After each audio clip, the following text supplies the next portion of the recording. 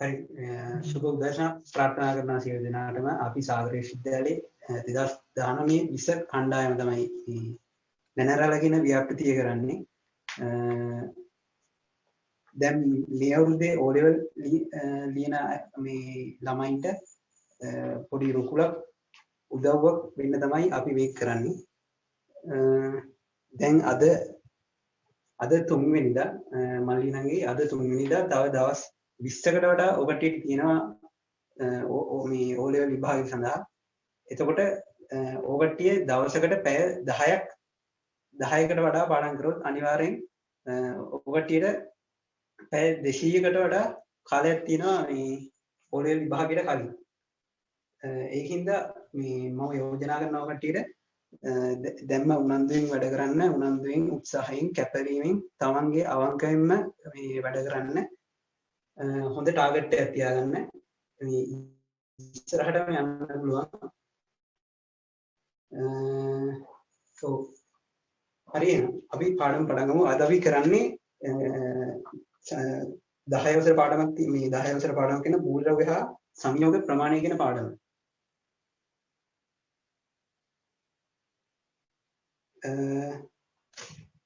මූලද්‍රව්‍ය හා සංයෝග ප්‍රමාණය අර ගොඩක් කට්ටිය අර WhatsApp group වල එහෙම අහලා තිබ්බා මේ මවුල ගණන් එහෙම අමාරුයි එඩිට් කරන්න කියලා. ඒ හින්දා අපි මේ පාඩම අද කරන්න තෝරගත්තේ. හරි අපි මුලින්ම බලමු මූලද්‍රව්‍ය හා සංයෝග ප්‍රමාණයේ පාඩමේ තියෙන දේවල්. මුලින්ම තියරි ටික ඉස්සලා උඩින් තියරි ටික පොඩ්ඩක් මේ මතක් කරගනිමු. මුලින්ම අපි කතා කරමු සාපේක්ෂ පරමාණුක ස්කන්ධය කියන එක.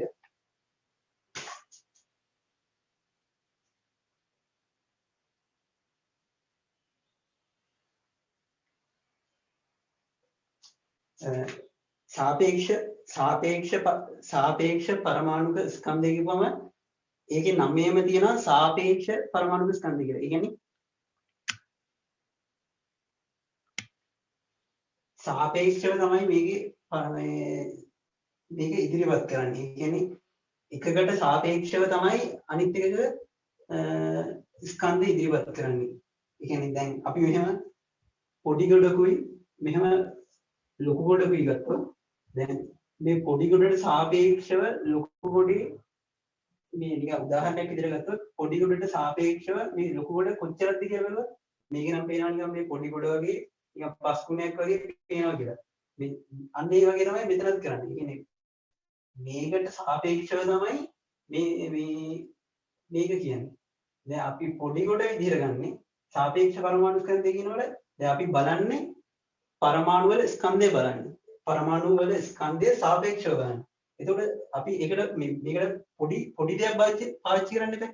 ඒකට ගන්නේ අපි කාබන් 612 සමස්ථානිකයේ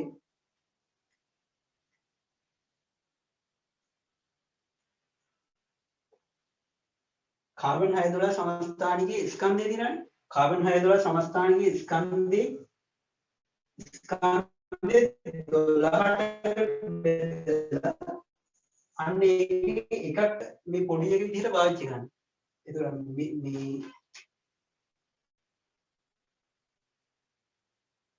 මේක පාවිච්චි කළා තමයි මේක පොඩි එක විදිහට ගන්නවා. මේකට සාපේක්ෂව තමයි පරමාණු වල ස්කන්ධය කියන්නේ. ඒතර මේ වගේ කී ගුණයක්ද මේ වගේ දෙගුණයක්ද මේ වගේ මීට වඩා අඩුද මේ වගේ කී ගුණයක්ද කියලා තමයි මේ සාපේක්ෂ පරමාණුක ස්කන්ධය කියන එකෙන් තෝරගන්නේ. අපි මේකෙන් කරන්නේ එහෙමයි. එතකොට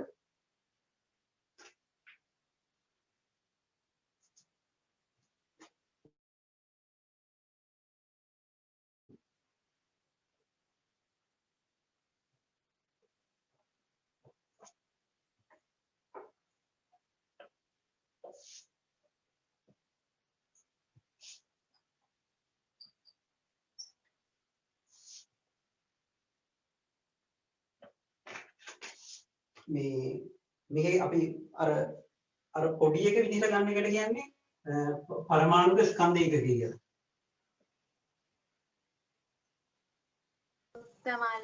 ඔයා අයියේ මයිකෝ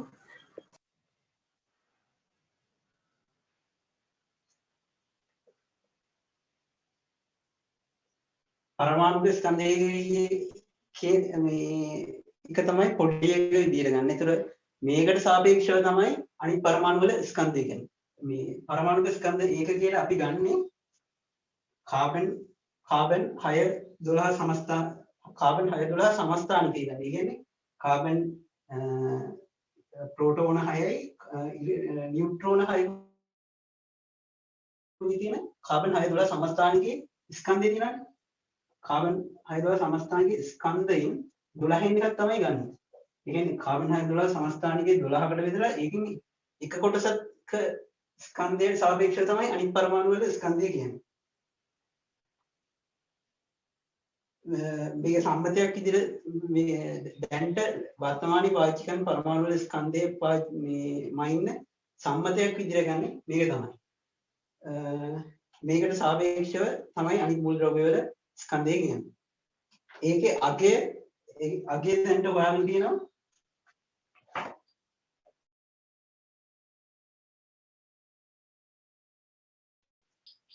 ඒකේ අගය දැනට හොයාගෙන තියෙනවා.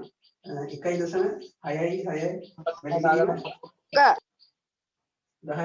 10 ග්‍රෑම් මෙන්න විතරක් කියලා මේ අගය හොයාගෙන කියලා. ඒ කියන්නේ මේකට මෙන්න මේ ගාන වගේ අරක කී ගුණයක්ද කියන එක තමයි දැන් අපි මේ සාපේක්ෂ පරමාණුක ස්කන්ධය කියන එකෙන් බලන්නේ.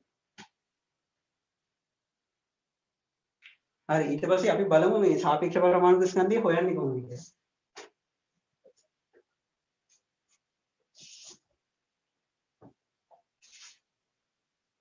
මූල ද්‍රව්‍යයක මේ දැන් සාපේක්ෂ පරමාණුක ස්කන්ධය හොයන්න දැන් බෙදන්න තියෙන්නේ. ඒ කියන්නේ අරක වගේ කී ගුණයක්ද කියලානේ බලන්නේ.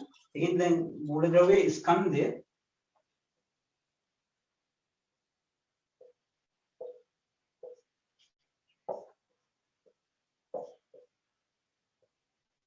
මූල ද්‍රව්‍යයේ ස්කන්ධය බෙදන්න ඕනේ. අර අපි පොඩි එක කියලා තෝරගත්තේ අන්න ඒකෙන් බෙදන්න ඕනේ. ඒ කියන්නේ කාබන් 6 12 සමස්ථානිකේ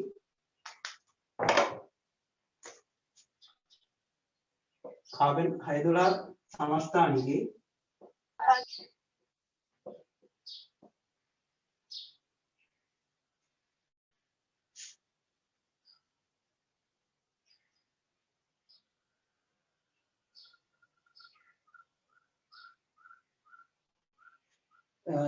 මූලද්‍රව්‍ය ස්කන්ධය ඒ කියන්නේ දැන් සාපේක්ෂ පරමාණුක ස්කන්ධය හොයනවා නම් සාපේක්ෂ පරමාණු ස්කන්ධය හොයන්නේ මූලද්‍රව්‍ය ස්කන්ධය බෙදන්න ඕනේ. අර අපි සාපේක්ෂව බලන්නේ. සාපේක්ෂව බලන්නේ මොකද්ද? කාබන් 6 12 සමස්ථානිකේ ස්කන්ධයෙන් 12න් එකකින් ස්කන්ධය තමයි මූලද්‍රව්‍ය සාපේක්ෂ පරමාණුක ස්කන්ධය හොයන්නේ. අපි බලමු දැන් මූල ද්‍රව්‍ය කීපයක සාපේක්ෂ පරමාණු ස්කන්ධය.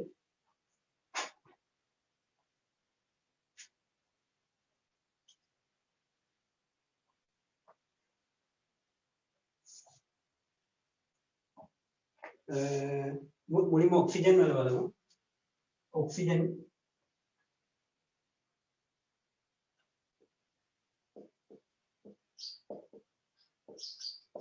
වල සාපේක්ෂ පරමාණු ස්කන්ධය. ඒතර ඔක්සිජන් දැන් සාපේක්ෂ පරමාණු ස්කන්ධය හොයනවා නම් මුලින්ම පරමාණු ස්කන්ධය බෙදන්න ඕනි. අර සාපේක්ෂ බලන එකකින්. ඒ කියන්නේ කාබන් 6 12 පරමාණු ස්කන්ධයෙන් 12ක ස්කන්ධය. දැන් අපි සාමාන්‍ය දලාගයක් ගමු. ඒ කියන්නේ ඔක්සිජන් වල හොයාගෙන තියෙන ඔක්සිජන් වල ස්කන්ධය 2.6යි 6 වැඩි කිරීම 10 ඍණ 23ක් කියලා. ග්‍රෑම් ඍණ 23ක්. එතකොට කාබන් 6 12 සමස්ථානිකයේ ස්කන්ධය 1.99 වැඩි කිරීම 10 ඍණ 23ක්. එතකොට සමස්ථානිකයේ නෙමෙයි අපි ගන්නෙ. සමස්ථානිකයේ ස්කන්ධයෙන් 12න් එකක් තමයි මේ අපි ගන්නෙ.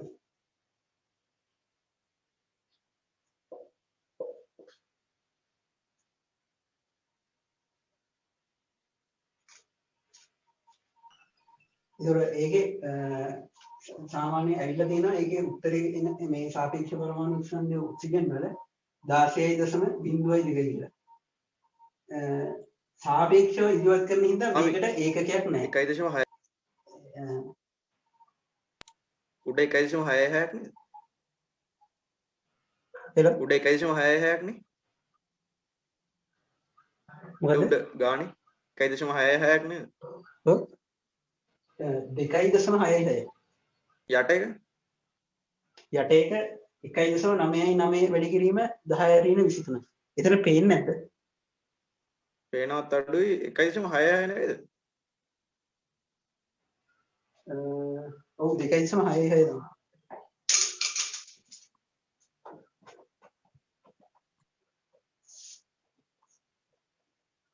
යටින් කියන මේ හරි. එතනින් වගේ ලිය.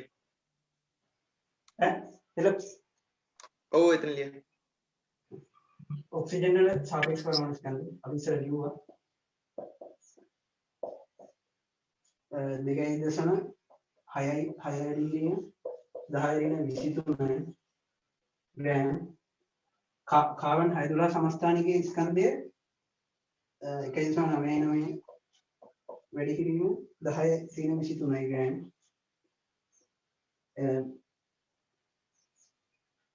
දැන් අපි මේ ගන්නේ කාබන් හයිඩ්‍රෝජන් සමස්ථානිකයේ අන්න එක මොකදද වද තියාගන්න ඕනේ. කාබන් හයිඩ්‍රෝජන් සමස්ථානිකයේ ස්කන්ධෙන් 12න් එකක් තමයි ගන්න.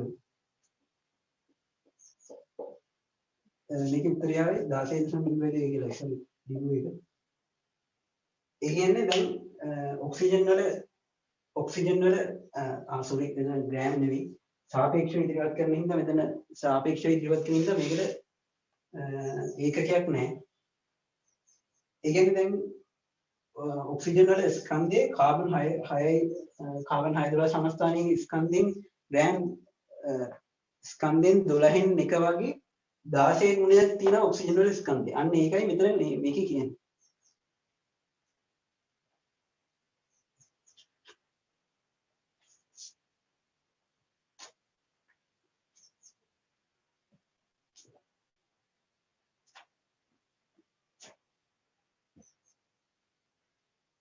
හරි අපි දැන් කතා කරා සාපේක්ෂ පරමාණුක ස්කන්ධය කතා කරා පරමාණුක ස්කන්ධ ඒකකේ කතා කරා පරමාණු ස්කන්ධයේ ඒකේ කියන්නේ අර සාපේක්ෂ බලන්න තියෙන අර පොඩි එක.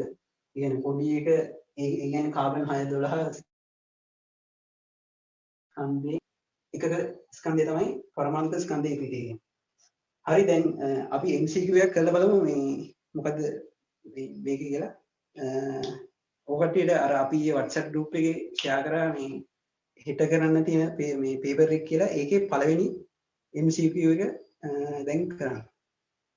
මේකට සාමාන්‍ය MCQ එකකට සාමාන්‍ය විනාඩි 1කමාරක් දෙකක් විතර තමයි මේ ගන්න ඕනේ. ඒ කියන්නේ දැන් මේක ගන්න එකකුත් තියෙන හින්දා පුළුවන් තරම් ඉක්මනට කරන්න බලන්න. විනාඩි 2ක කාලයක් දෙන්න වෙනවා.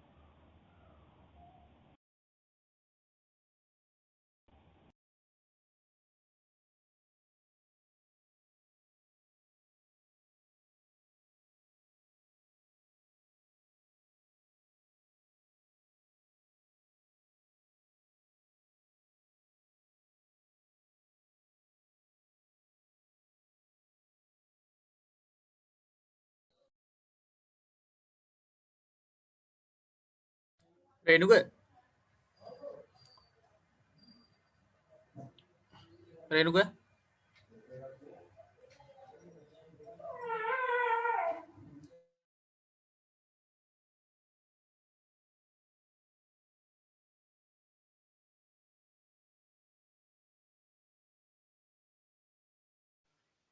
හෙලෝ රේණුක ඒ ගාන ආයි පොඩ්ඩක් පැහැදිලි කරන්න කියලා නංගි කෙනෙක් ඉල්ලනවා. පුළුවන් දේ ගාන ආයි පොඩ්ඩක් කියලා දෙන්න. ඒ ගාන කියන්නේ දැන් කලින් කරපු ගානද? ඒ ගාන 9:24 දාලා දින කලින් කරපු ගාන. මේ ඔක්සිජන් වල පරමාණු ස්කන්ධ සාපේක්ෂ පරමාණු ස්කන්ධය හොයපු ගාන. ඔව් ඒක තමයි. අන්තිමට. හරි එහෙනම් ඒක ආයෙ කරන්න.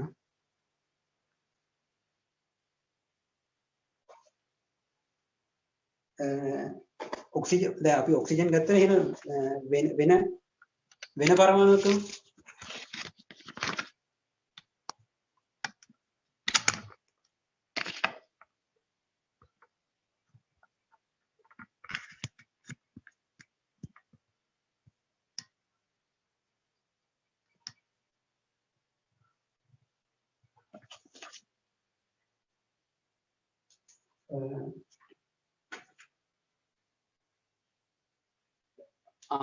මේ කාබන් වල සාපේක්ෂ පරමාණු ස්කන්ධය දැන් හොයමු.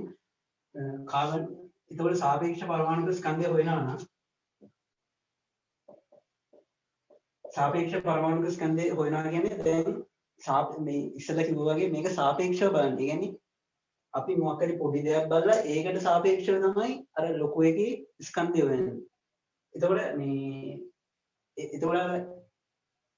මේ කී ගුණයක්ද කියන එක තමයි බලන්නේ. ඒ කියන්නේ මේ පොඩි එක වගේ කී ගුණයක්ද ලොකු එක කියලා තමයි බලන්නේ. ඒතර අපි පොඩි එක විදිහට ගන්නේ කාබන් 612 සමස්ථානිකයේ ස්කන්ධයෙන් 12න් එක ස්කන්ධය තමයි පොඩි එක විදිහට ගන්නේ. ලොකු එක විදිහට. ඒතර දැන් අපි කාබන් වල ස්කන්ධය යන්නේ දැන් කාබන් වල ස්කන්ධය තමයි මෙතන දැන් කාබන් පරමාණු ස්කන්ධය වෙන්නේ අපි හිතන්නේ. කාබන් පරමාණුයේ ස්කන්ධය තමයි දැන් මෙතන හොයන්නේ. මට හරියට මතක නැහැ කාබන් පරමාණුයේ ස්කන්ධය මොකක්ද කියලා. ඒතර කාබන් 612 පරමාණු ස්කන්ධය නම් අර ඉස්සරහට 1.666 වැඩි කිරීම 10 ඍණ 24යි ගන්න. ඒකෙන් 12න් එක ස්කන්ධයක් තමයි ගන්නේ. එතන කාබන් වල ස්කන්ධය මත නැහැ. මේකට උත්තරේ ඉන්නේ 12යි කියලා. ඒ කියන්නේ අපි ගන්නේ කාබන් වල ස්කන්ධෙන් 12න් එක ස්කන්ධයෙන් අර පොඩි එක විදිහට ගන්න. ඒකින් මෙතන උත්තරේ එන්නත් ඕනි 12යි කියලා. හරි එහෙනම් අපි අර MCQ එක බලමු.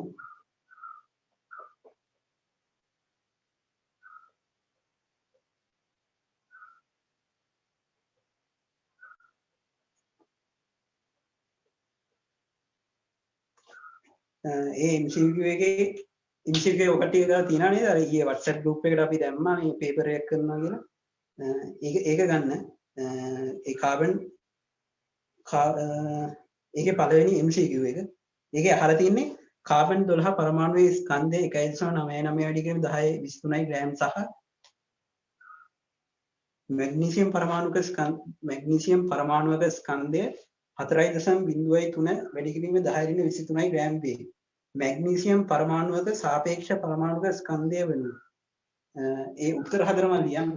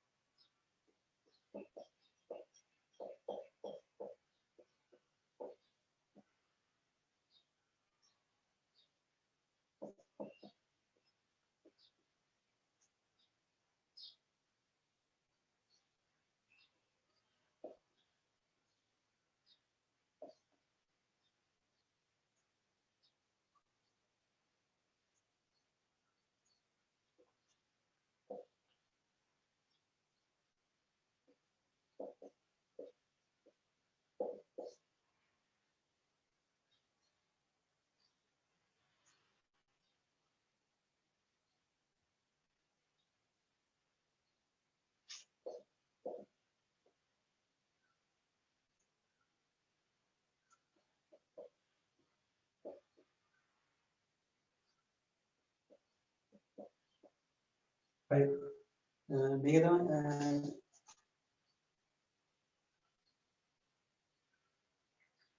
අපෙන් අහලා තියෙන්නේ කාබන් 612 පරමාණුවේ ස්කන්ධයෙන් කාබන් 612 පරමාණු ස්කන්ධයේ 1.99 10 23 ග්‍රෑම් සහ මැග්නීසියම් පරමාණුක ස්කන්ධයේ 4.03 වැඩි කිරීම 10 23 ග්‍රෑම් වේ. මැග්නීසියම් පරමාණුක සාපේක්ෂ පරමාණුක ස්කන්ධය තමයි අහලා තියෙන්නේ.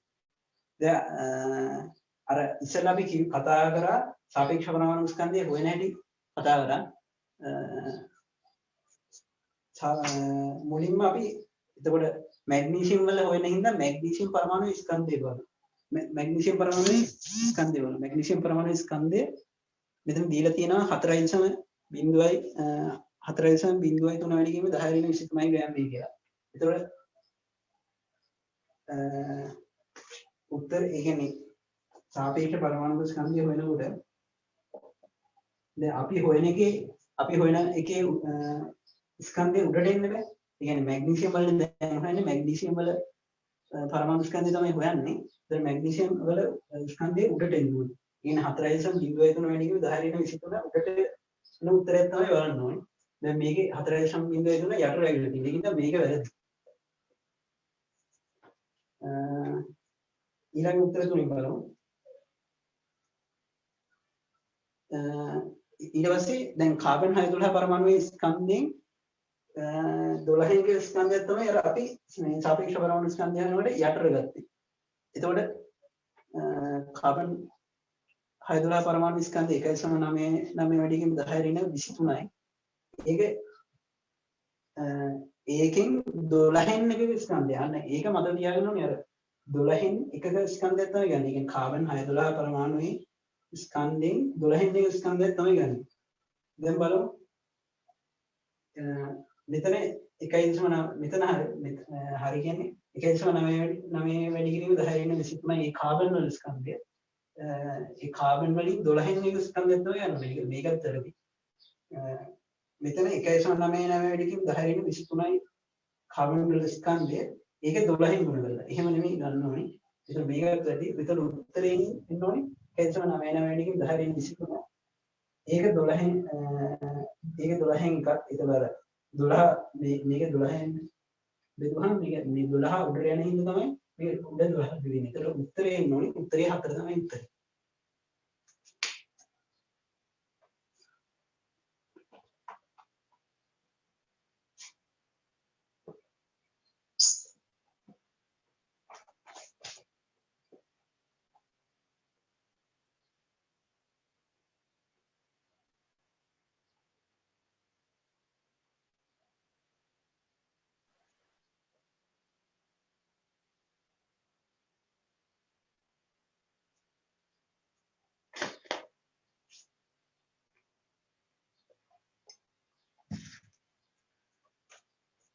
හරිද? අපි කතා කරලා සාපේක්ෂ පරමාණු ස්කන්ධය කතා කරා.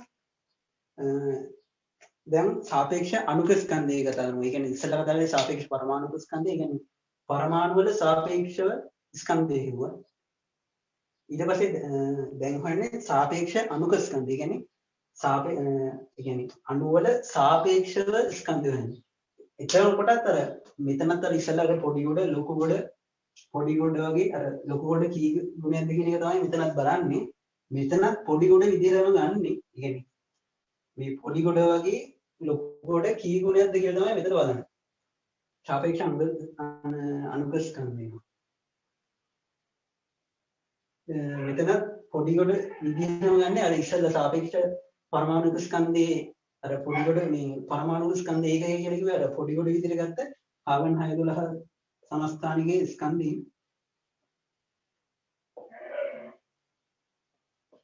12 ස්කන්ධය තමයි ගන්න. ඉගෙන අර ඉස්සල්ලා ගත්තේ අර පොඩි කොට විදිහට අර පොඩි එකක් නේ ගත්තේ. ඒකමයි මෙතන අණු වල ස්කන්ධය වන්න ගන්නේ. කාබන් 612 සමස්ථානික ස්කන්ධයෙන් 12 වෙනි ස්කන්ධය තමයි සාපේක්ෂ අණු ස්කන්ධය වෙද්දී අර පොඩි එක විදිහට ගන්න. ඒ කියන්නේ පරමාණු ස්කන්ධ ඒකකයේ විදිහට ගන්න. මෙන්න මේක තමයි.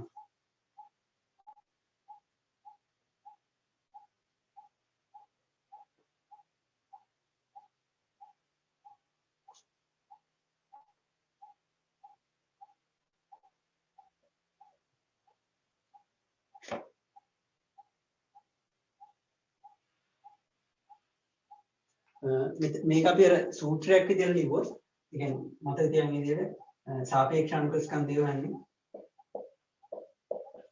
අණුවේ ස්කන්ධය ගන්නවා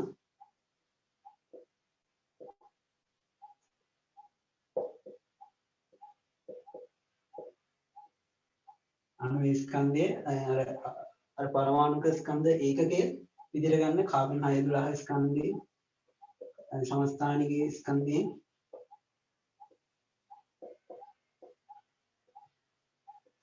12 වෙනි ස්කන්ධය තමයි ගන්න. මගේ අකුරු නම් අඳුර ගන්න බැරුවේදී excuse me අයියර සාස් කියන මොකද්ද? සාස් කියන මොකද්ද අයියේ? සාපේක්ෂ අණුක ස්කන්ධය. අර ඉස්සෙල්ලා අපි බැලුවේ පරමාණු සාපේක්ෂ පරමාණුක ස්කන්ධේ. මේකේ බලන්නේ සාපේක්ෂ අණුක ස්කන්ධය. කියන්නේ අණු වල ස්කන්ධයේ සාපේක්ෂව බලන එක තමයි මෙතනදී කරන්නේ. thank you thank you. හරි. අපි උදාහරණයක් විදිහට CO2 අණුවේ සාපේක්ෂ අණුක ස්කන්ධය ගමු. CO2 වල සාපේක්ෂ අණුක ස්කන්ධය. අර සාපේක්ෂ අණුක ස්කන්ධය කියන එක කෙටි කරලා තමයි මේ මෙතන අස් කියලා මම ලිව්වේ. ඒක අර ලේසියට ලිව්වේ ඉතින්. CO2 අණුවේ CO2 වල CO2 අණුවක ස්කන්ධය හොයාගෙන දෙන 4.31 වැඩි කිරීම 10 10 වෙන 23යි ගන්නේ. කාබන් 612 පරමාණු ස්කන්ධය ඉස්සරහට විගුවා 1.99 වැඩි කිරීම 10 වෙන 23යි කියන්නේ. එතකොට CO2 අණුවේ සාපේක්ෂ අණුක ස්කන්ධය කෙටියෙන් කියනවා නම් සාපේක්ෂ අණුක ස්කන්ධය කියලා. සාපේක්ෂ අණුක ස්කන්ධය වන්නේ එතකොට අණුවේ ස්කන්ධය කාබන් 612 පරමාණුවේ කාබන් 612 සමස්ථානිකයේ ස්කන්ධයෙන් 12 වෙනි එකට ස්කන්ධය වගේ කී ගුණයක්ද කියලා තමයි බලන්නේ. එතකොට දැන් CO2 අණුවේ ස්කන්ධය දෙනවා 7.3 එක වැඩි කිරීම 10 වෙනි 23යි ග්‍රෑම්.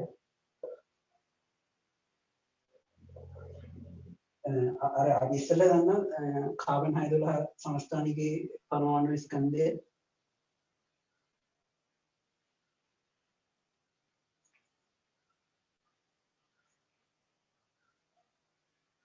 කාබන් 612 පරමාණු ස්කන්ධය 1.99 වැඩි කිරීම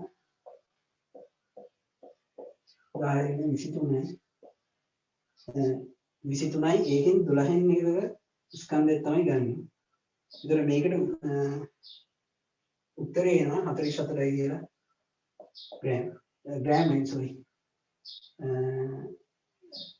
මේ සාපේක්ෂ අණුක ස්කන්ධයේ සාපේක්ෂව ඉදිරිපත් කරන ඉඳ ඒ කියන්නේ මේකට වඩා මේක කොච්චර ලොකුද කියලා ඉදිරිපත් කරන ඉඳ මේකට ඒකකයක් නැහැ. ඒතර මේක 44යි කියලා එන්නේ 44 කියන්නේ CO2 අණුවේ ස්කන්ධය කාබන් 612 පරමාණු සමස්ථානිකයේ ස්කන්ධයේ 12 එකකින් 12 එක වගේ 44 ගුණයක් CO2 අණුව ලොකුයි කියලා තමයි මේක කියන්නේ. ඉස්සලා අර මල්ලි කෙනෙක් වෙන්නදී අහලා තියෙනවා මේ අර පළවෙනි MCQ එකේ උත්තරේ එක නේද කියලා මේ ඒකට උත්තරේ දෙක ඉස්සලා අපි කිව්වා උත්තරේ 4 තමයි එන්න ඕනේ වගේ. මේක මල්ලි මේ YouTube දානවා එතෙන්දී බලන්න පුළුවන් මේ මොකද්ද මේ කාලය සීමිතයි දැන් අර තව පාඩමකුත් කරන්න ඕනේ ඒ හින්දා ආයෙසරයක් කියන්න අමාරුයි. YouTube එකෙන් අපි link එක දානවා ඒකෙන් බලන්න කියලා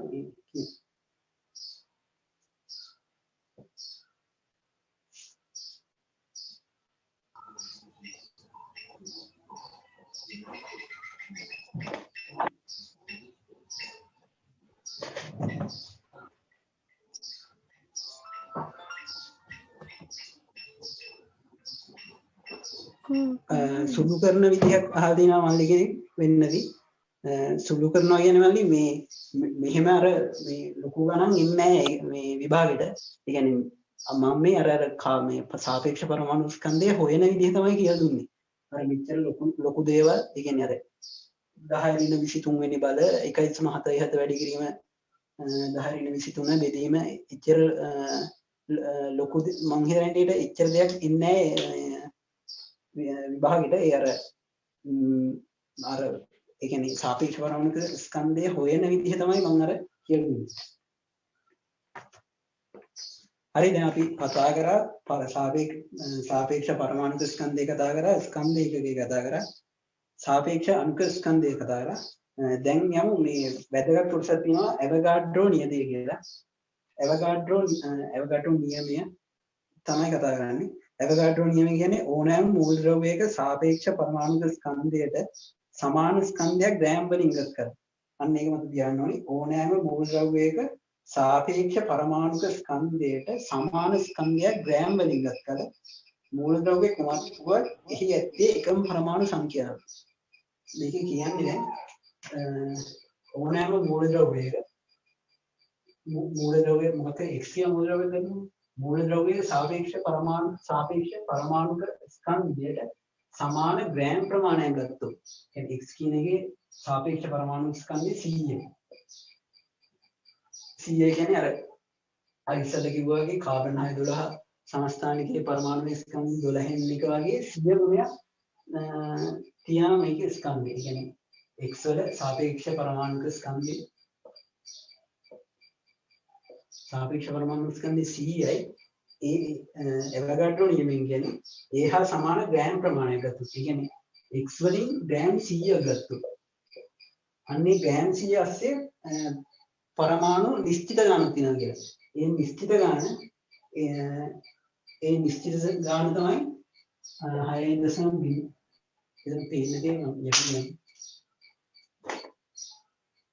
6.02 වැඩි කිරීම 1023 පරමාණු තියෙනවා කියලා තමයි ඇවෝගාඩ්‍රෝ නියමය කියලා තියෙන්නේ. ඒක මේ ඇවෝගාඩ්‍රෝ කියන විද්‍යාඥයා තමයි හොයාගෙන තියන්නේ. ඒකෙන් තමයි ඇවෝගාඩ්‍රෝ නියමය කියලා කියන්නේ. දැන් මම හිතනවා මේ තේරුණා ඇති කියලා. අපි දැන් මූල ද්‍රව්‍ය කීපයකට මේක ආදේශ කරනවා. කියන්නේ අපි හයිඩ්‍රජන් ගත්තොත්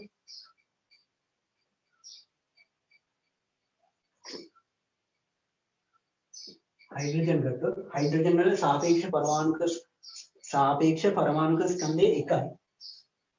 ඒ හා සමාන ග්‍රෑම් ප්‍රමාණයක් ගත්තොත්. ඒ කියන්නේ ග්‍රෑම් එකක් ගත්තොත් ඒ ග්‍රෑම් එක මේ හයිඩ්‍රජන් ග්‍රෑම් එක ASCII හයිඩ්‍රජන් පරමාණු මෙන්න විච්චර සංඛ්‍යාවක් තියෙනවා කියලා තමයි ඇවෝගාඩ්‍රෝ කියන්නේ. ඒක ඕනම මූල ද්‍රව්‍ය කුමක්වත් කියලා මෙතන කියන්නේ ඒකයි. කියන්නේ ඕනම මූල ද්‍රව්‍යයක ඒ මූල ද්‍රව්‍යයේ සාපේක්ෂ පරමාණු ස්කන්ධයට සමාන ග්‍රෑම් ප්‍රමාණයක් ගත්තොත් ඒ ග්‍රෑම් ප්‍රමාණය ASCII පරමාණු මෙච්චර තියෙනවා කියලා තමයි කියන්නේ. හයිඩ්‍රජන් වල එකයි කියන්නේ හයිඩ්‍රජන් ග්‍රෑම් එකක හයිඩ්‍රජන් පරමාණු මෙච්චර තියෙනවා.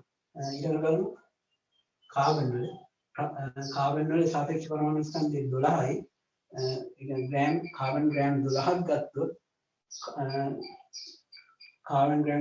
ගත්තොත් ඒ කාබන් ග්‍රෑම් 12 ASCII කාබන් පරමාණු මෙන්න මෙච්චරක් තියෙනවා.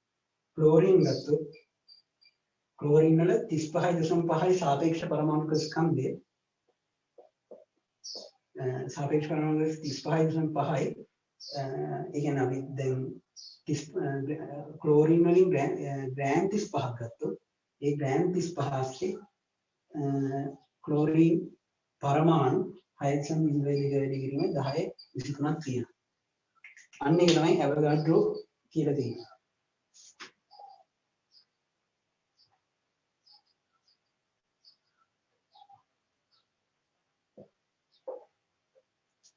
මේ ඇවෝගාඩ්‍රෝ නියතේ පරමාණු වලට විතර නෙමෙයි අණු වලට මේක වළංගු වෙනවා.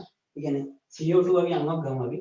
CO2 අණුවේ සාපේක්ෂ පරමාණුක ස්කන්ධය 44යි. මේ හා සමාන ග්‍රෑම් ප්‍රමාණයක් ගත්තොත්. ඒ කියන්නේ CO2 අණු ග්‍රෑම් 42ක් ගත්තොත් අන්න ඒකේ CO2 අණු තියෙනවා 6.02 වැඩි කිරීම 1023. CO2 අණු මෙච්චරක් තියෙන ග්‍රෑම් 42ක් ගත්තොත් CO2 ග්‍රෑම් 42ක් ගත්තොත් CO2 අණු CO2 අණු 6.2 තියෙනවා. දැන්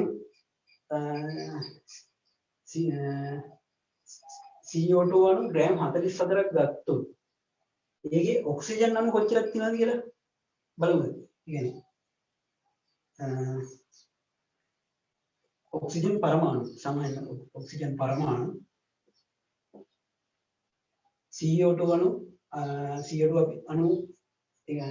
CO2 ග්‍රෑම් 44ක් ගත්තොත් ඒකේ ඔක්සිජන් පරමාණු කොච්චරක් තියෙනවද කියලා බලමු. CO2 අණුවක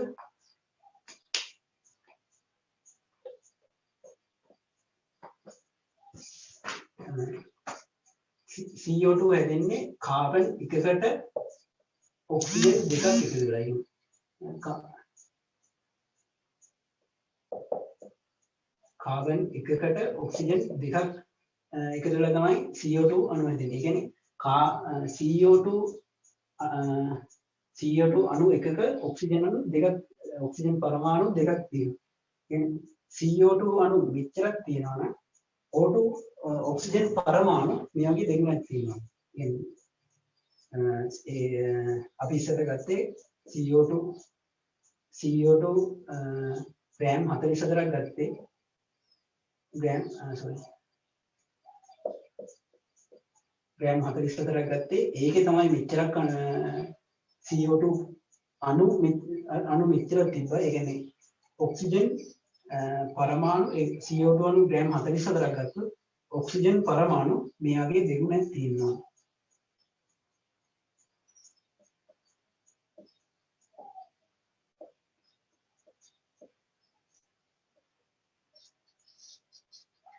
මේකට තමයි අවගාඩ්‍රෝ නීතිය කියන්නේ. අවගාඩ්‍රෝ නීතිය කියන්නේ මූල ද්‍රව්‍යයක සාපේක්ෂ පරමාණුක ස්කන්ධය මූල ද්‍රව්‍යයක කතා කරොත් මූල ද්‍රව්‍යයක සාපේක්ෂ පරමාණුක ස්කන්ධයට සමාන ග්‍රෑම් ප්‍රමාණයක් ගත්තොත් ඒ ග්‍රෑම් ප්‍රමාණය ඒ කියන්නේ ASCII එම මූල ද්‍රව්‍යයේ අණු නිශ්චිත ගාණක් තියෙනවා.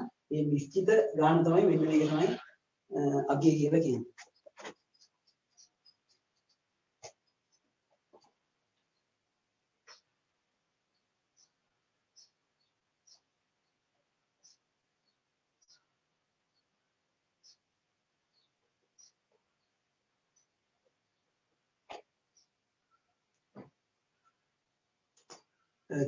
තව එකක් බලමු අපි ඇමෝනියා වල සාපේක්ෂ පරමාණු ස්කන්ධය හොයද්දී excuse me NH4 නෙමෙයිද? NH4 නෙමෙයිද ඇමෝනියා?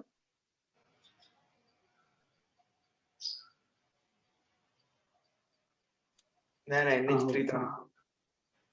අය NH4 නෙමෙයිද? අපේ පොතේ සාමාන්‍ය තියෙන NH4 වගේ දැක්කේ NH3 සාමාන්‍යයෙන්.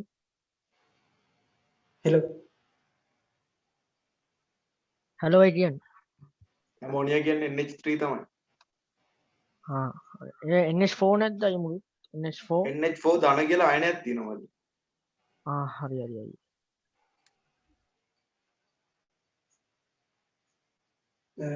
ඇමෝනියා වල සාපේක්ෂ පරමාණු ස්කන්ධය ගත්තී නයිට්‍රජන් වල 14යි හයිඩ්‍රජන් වල 1යි එක ගානේ 3යි ඒතර 17යි සාපේක්ෂ අණුක ස්කන්ධය සාපේක්ෂ අණුක ස්කන්ධයට සමාන ග්‍රෑම් ප්‍රමාණය ගන්නවා. ඒක ග්‍රෑම් 17ක් ගන්නවා. ඒතර ඇමෝනියා ග්‍රෑම් 17ක් ගත්තොත් ඒ ඇමෝනියා ග්‍රෑම් 17 ඇස්සේ තියෙනවා ඇමෝනියා අණු 6.02 වැඩි කියන 10 විසිතුරු.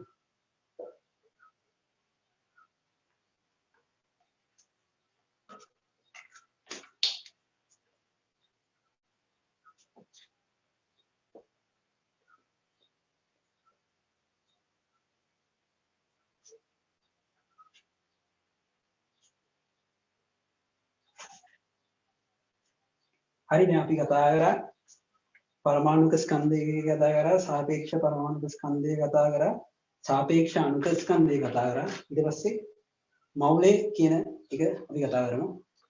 ගොඩක් කට්ටිය WhatsApp group එකේ දාලා තිබ්බ මවුලේ කියන එක අමාරුයි එක් කරන්න කියලා. මවුලේ කියන්නේ අර නිකන් නිශ්චිත ප්‍රමාණය. ඒ කියන්නේ අර දුසිම්ම කියලා එකක් තියෙනවා. දුසිම කියන්නේ 12 කියන එක. ඒ කියන්නේ පෑන් 12ක් ගත්තොත් ඒක පෑන් දුසිමක් කියලා කියන්නේ. ඒ කියන්නේ අර පැන්සල් 12ක් ගත්තොත් ඒක පැන්සල් 12 දුසිම. අන්න ඒ වගේ තමයි මේ මෞලය කියන එක. මෞලය කියන එක යම් නිශ්චිත අගයක් තියෙනවා. අන්න ඒ අගයට තමයි මෞලය කියන්නේ.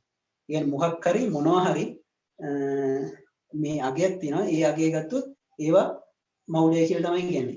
ඒ අගය තමයි අර ඇවගාඩ්‍රෝ නියදේ අගයම තමයි මේ කියන්නේ. 6.02 ඩිග්‍රී 10 සිතුනා. මෙන්න මේ අගය ඒ කියන්නේ අපි දැන් පරමාණු මෙන්න මෙච්චරක් ගත්තොත් එතන පරමාණු මෞලය කියලා තමයි අපි කියන්නේ. පෑන් ගත්තොත් ඒ කියන්නේ පෑන් මෙච්චරක් ගත්තොත් අර ඉස්සතර පෑන් 12ක් ගත්තොත් පෑන් දුසිමයි කියනවා වගේ පෑන් 6.02 ඩිග්‍රී 10 23ක් ගත්තොත් අන්න එතන කියන අපි මෞලය කියලා. එතන මෞලය කියන එකේ අගය තමයි 6.02 ඩිග්‍රී 10 23යි කියන එක.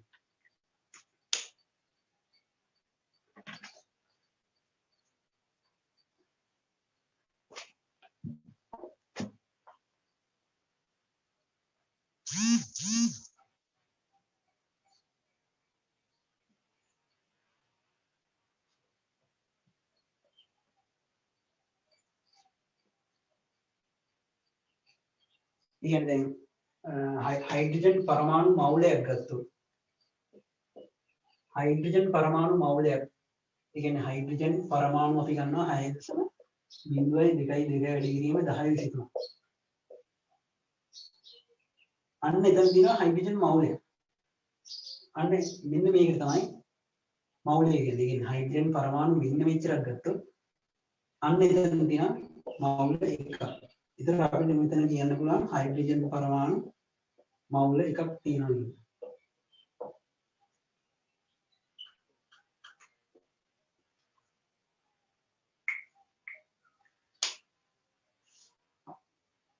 මෙතන අර ඉස්සල් එකකට සම්බන්ධයි අර ඇවගාඩ්‍රෝ නීතිය කියන එකේ අර ඕනම අපි අර කිව්වේ ඕනම මූලද්‍රව්‍යයක සාපේක්ෂ මූලද්‍රව්‍ය කුමක් වුවත් එහි ඇත්තේ එකම පරමාණු සංඛ්‍යාවයි. ඒ එමාගේ 6.02 වැඩි කිරීම 10 23. ඒ කියන්නේ මෙන්න මෙතන මෞලයක් කියන සාපේක්ෂ පරමාණුක ස්කන්ධයට සමාන පරමාණුක සාපේක්ෂ පරමාණුක ස්කන්ධයට සමාන ග්‍රෑම් ප්‍රමාණයක් ගත්තොත් අන්න එතන එක මෞල එකක් තියෙනවා කියලා අපි කියන්න පුළුවන්. ඒක තේරුම් නැතිවදී මේ මෞලික ස්කන්ධය කියන එක කරන්න.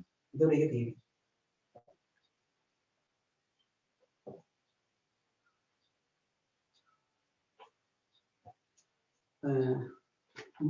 මෞලයට පස්සේ තියෙන්නේ මෞලික ස්කන්ධය කියන එක. මෞලික ස්කන්ධය කියන්නේ මෞල එකක ස්කන්ධය. අර මෞලික ස්කන්ධේ නමේම තියෙනවා මෞල එකක ස්කන්ධය තමයි මෞලික ස්කන්ධය කියන්නේ. ඒ ඕනෑම පරමාණු අණු මෞල එකක් ගත්තොත් අන්න ඒකක ස්කන්ධය කියන්නේ. හයිඩ්‍රජන් H2 හයිඩ්‍රජන් වායු H2 මෞල එකක් ගන්නවා. මෞල එකක ස්කන්ධය තමයි මෞලික ස්කන්ධය කියන්නේ. හයිඩ්‍රජන් වල 2 ග්‍රෑම් වගේ තමයි ඒක එන්නේ.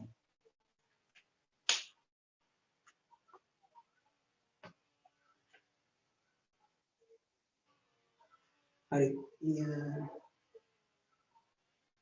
දැන් බලමු අර ඉස්සෙල්ලා කිව්ව කතාව. මේ සාපේක්ෂ පරමාණුක ස්කන්ධයට සමාන ග්‍රෑම් ප්‍රමාණයක් ගත්තා. ඒ කියන්නේ සාපේක්ෂ ඇවගාඩ්‍රෝ නීතිය කිව්වේ සාපේක්ෂ පරමාණුක ස්කන්ධයට සමාන ග්‍රෑම් ප්‍රමාණයක් ගත්තොත් ඒකේ අණු නිශ්චිත ගණනක් තියෙනවා. ඒ අණු ගාන තමයි 6.02 වැඩි කිරීම 10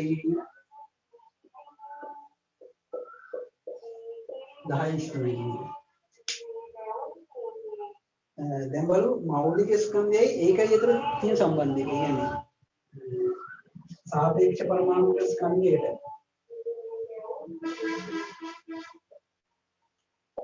සමාන ග්‍රෑම් ප්‍රමාණයක් ගත්තොත්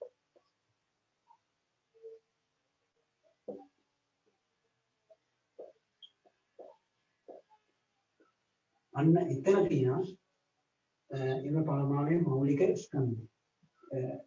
ඒ ස්කන්ධ සමාන ග්‍රෑම් ප්‍රමාණයක් ගත්තොත් ඒක මෞලික ස්කන්ධයට සමානයි.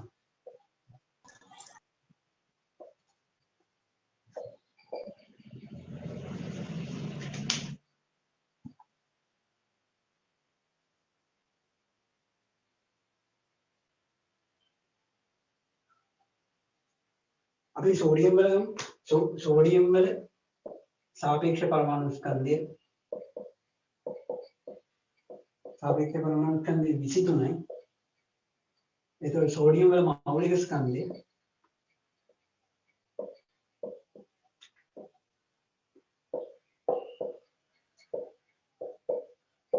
සෝඩියම් වල මෞලික ස්කන්ධය 23යි. 23යි ග්‍රෑම් මෞලය.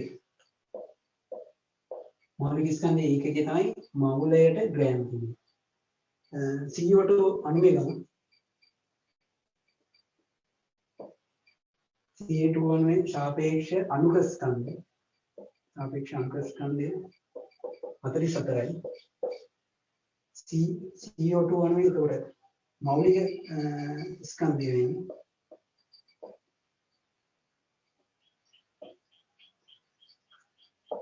44යි මූලයට ග්‍රෑම්.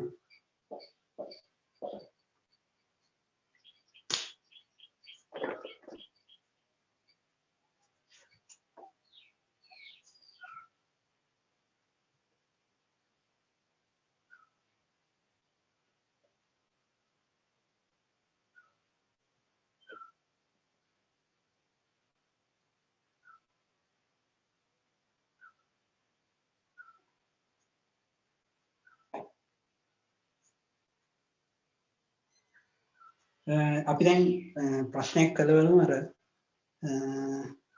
ඊයේ දුන්න පේපර් එකේ දෙවෙනි MCQ එක බලමු දැන් අහන්න. ඒකට විනාඩි 2ක විතර කාලයක් ගන්න.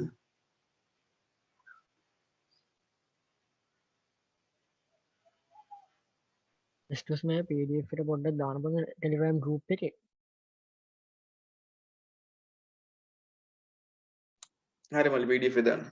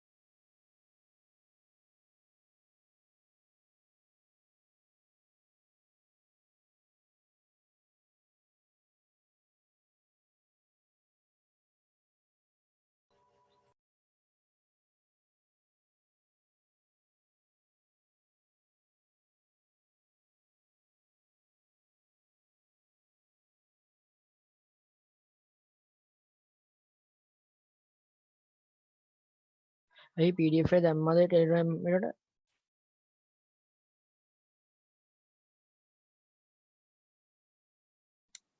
ඔව් මල්ලි තව පොඩ්ඩකින් වැඩේ.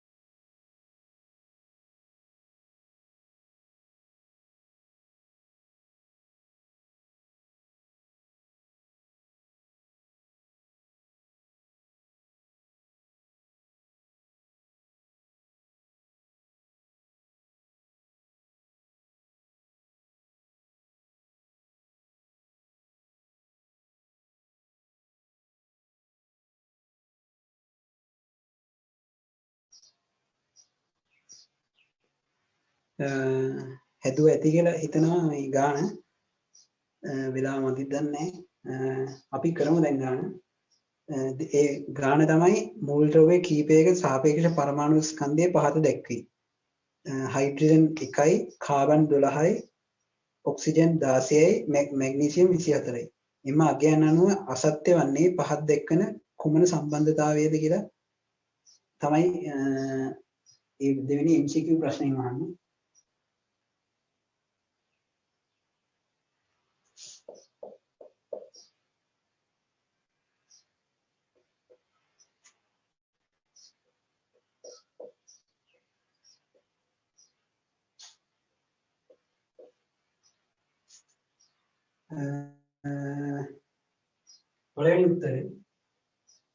පළවෙනි උත්තරේ තියෙන්නේ කාබන් 12 ග්‍රෑම්ක අඩංගු පරමාණු මවුල ප්‍රමාණය මැග්නීසියම් ග්‍රෑම් 24ක අඩංගු මවුල ප්‍රමාණය කාබන් ග්‍රෑම් 12ක අඩංගු මවුල ප්‍රමාණය සමානයි මැග්නීසියම් ග්‍රෑම් 24ක අඩංගු මවුල ප්‍රමාණය.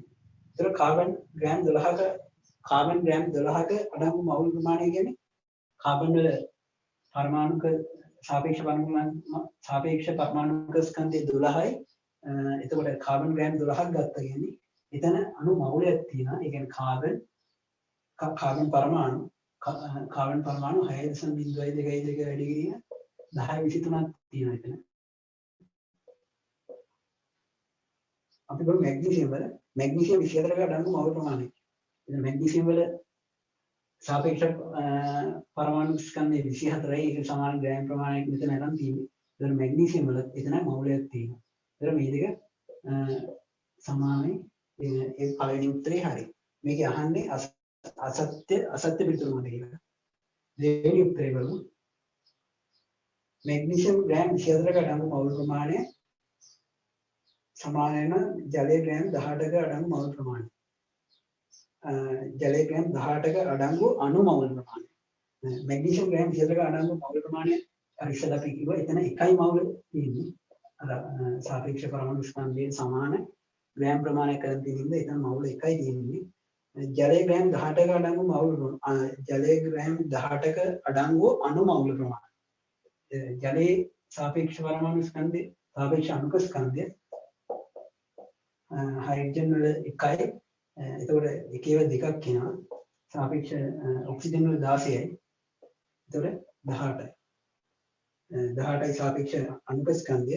සාපේක්ෂ අණුක ස්කන්ධයට හා සමාන ග්‍රෑම් ප්‍රමාණයක් කරන්නේ. එතකොට ජලයේ ග්‍රෑම් 18ක් ගත්ත කියන්නේ එතන මවුල එකක් තියෙනවා. එතකොට දෙවෙනි උත්තරේ හරි.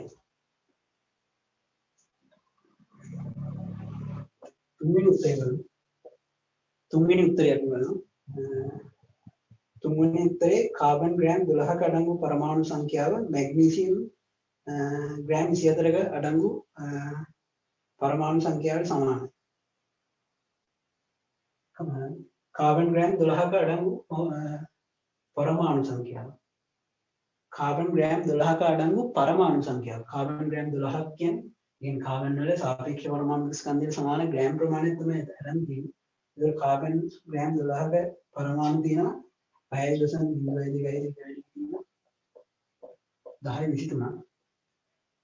කාබන් පරමාණු තියෙනවා. මැග්නීසියම් ග්‍රෑම් 4ක අඩංගු පරමාණු සංඛ්‍යාව. මෙතනත් අරන් තියෙන්නේ මැග්නීසියම් වල සාපේක්ෂ පරමාණු ස්කන්ධයට සමාන ග්‍රෑම් ප්‍රමාණය. එතකොට එතනත් තියෙනවා 6.02 මැග්නීසියම් පරමාණු 6.02 වැඩි කිරීම 1023. ඒතර උත්තර තුනම හරි. ඒකින්ද හතරවෙනි උත්තරේ තමයි අසත්‍ය කියලා. දැන් ඔබට තේරෙනවා. අපි බලමු හතරවෙනි උත්තරේ. මැග්නීසියම් 24ක අඩංගු පරමාණු සංඛ්‍යාව. Magnesium gram 24ක. ඒ කියන්නේ මැග්නීසියම් ග්‍රෑම් 24ක ගත්තොත් ඒක අර මවුල එකක් තියෙනවා. ඒ කියන්නේ පරමාණු 6.02 1023ක් තියෙන මැග්නීසියම්. ජලයේ ග්‍රෑම් 18ක අඩංගු මුළු පරමාණු සංඛ්‍යාව. මෙතන ජලයේ ග්‍රෑම් 18ක අඩංගු මුළු පරමාණු සංඛ්‍යාව තමයි මෙතන කියලා තියෙන්නේ. ඒතර ජලයේ ග්‍රෑම් 18ක තියෙන මුළු පරමාණු සංඛ්‍යාව බලන්න.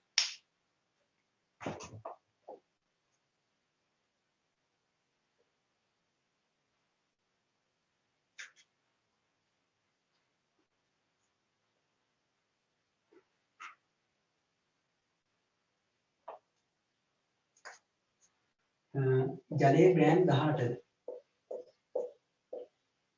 එතකොට ජලයේ ග්‍රෑම් 18ක් ගත්තා කියන්නේ ජල ජලයේ H2O වල සාපේක්ෂ පරමාණු සාපේක්ෂ අණුක ස්කන්ධයේ ග්‍රෑම් 18යි. ඒ කියන්නේ H2O අණු මවුල තියෙනවා. H2O අණු මවුලයක් තියෙනවා. ඒ කියන්නේ 6 0.2 වැඩි ගිය 10 23ක් තියෙනවා H2O අණු. මේකේ කියලා තියෙන්නේ ජලයේ ග්‍රෑම් 18ක අඩංගු මුළු පරමාණු සංඛ්‍යාව.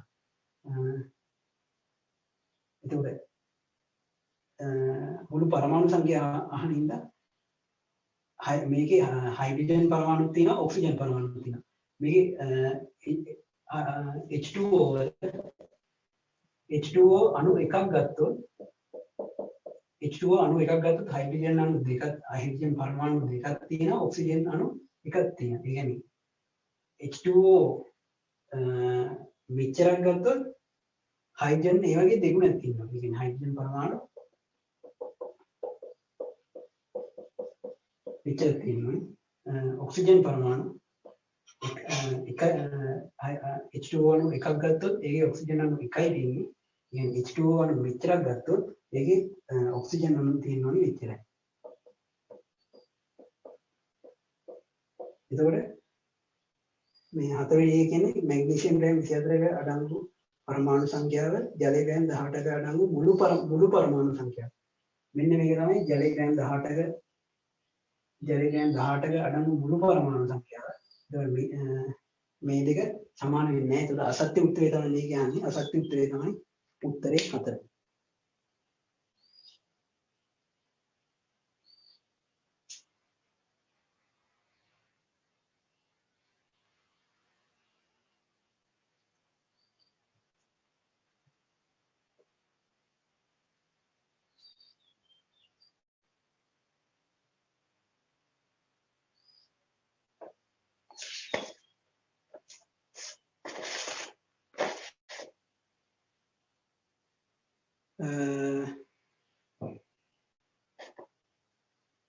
අපි දැන් කරා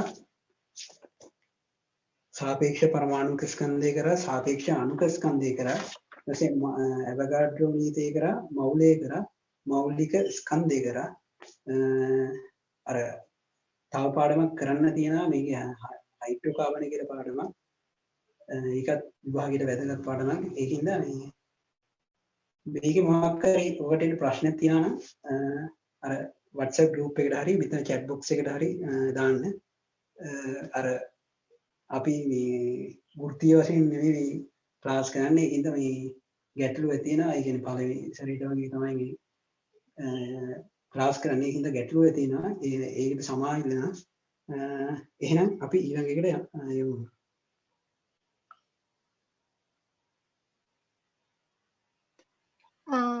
මම කරන්නේ හයිඩ්‍රෝකාබන් කියන කොටස ඔයගොල්ලන්ගේ 11 වසරේ දෙවනි පොතේ තියෙන 15 වෙනි පාඩම. අපි පේපර් එකක් ඊයේ වගේ පේපර් එක එවලා තිබ්බනේ. ඒක මම දැන් ස්ක්‍රීන් එකේ ෂෙයා කරනවා.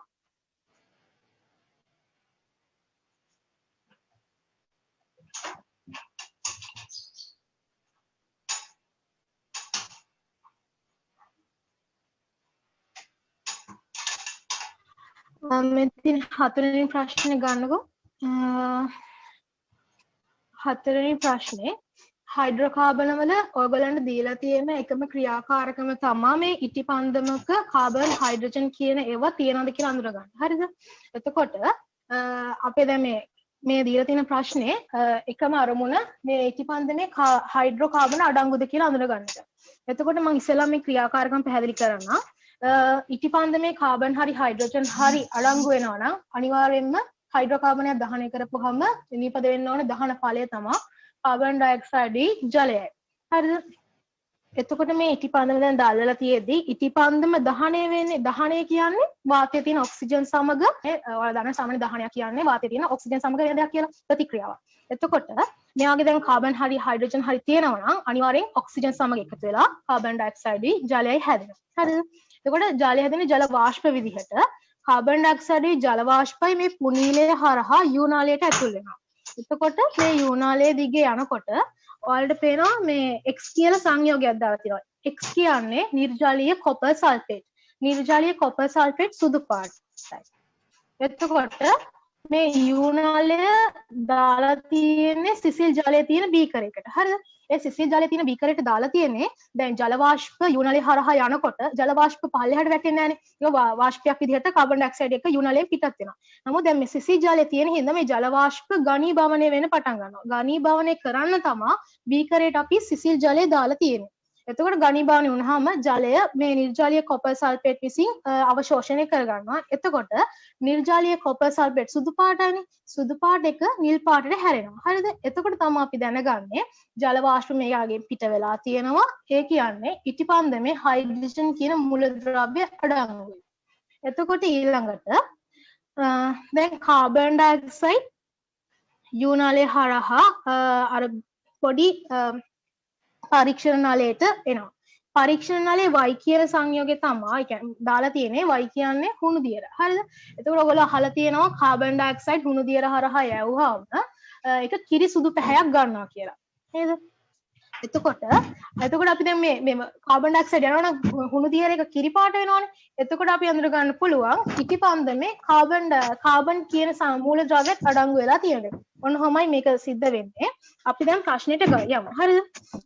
පළවෙනි ප්‍රශ්නේ තමයි හයිඩ්‍රෝකාබන් යනු කුමක්ද? හයිඩ්‍රෝකාබන් කියන්නේ කාබන් හා හයිඩ්‍රජන් වලින් පමණක් සමන්විත කාබනික සංයෝගය.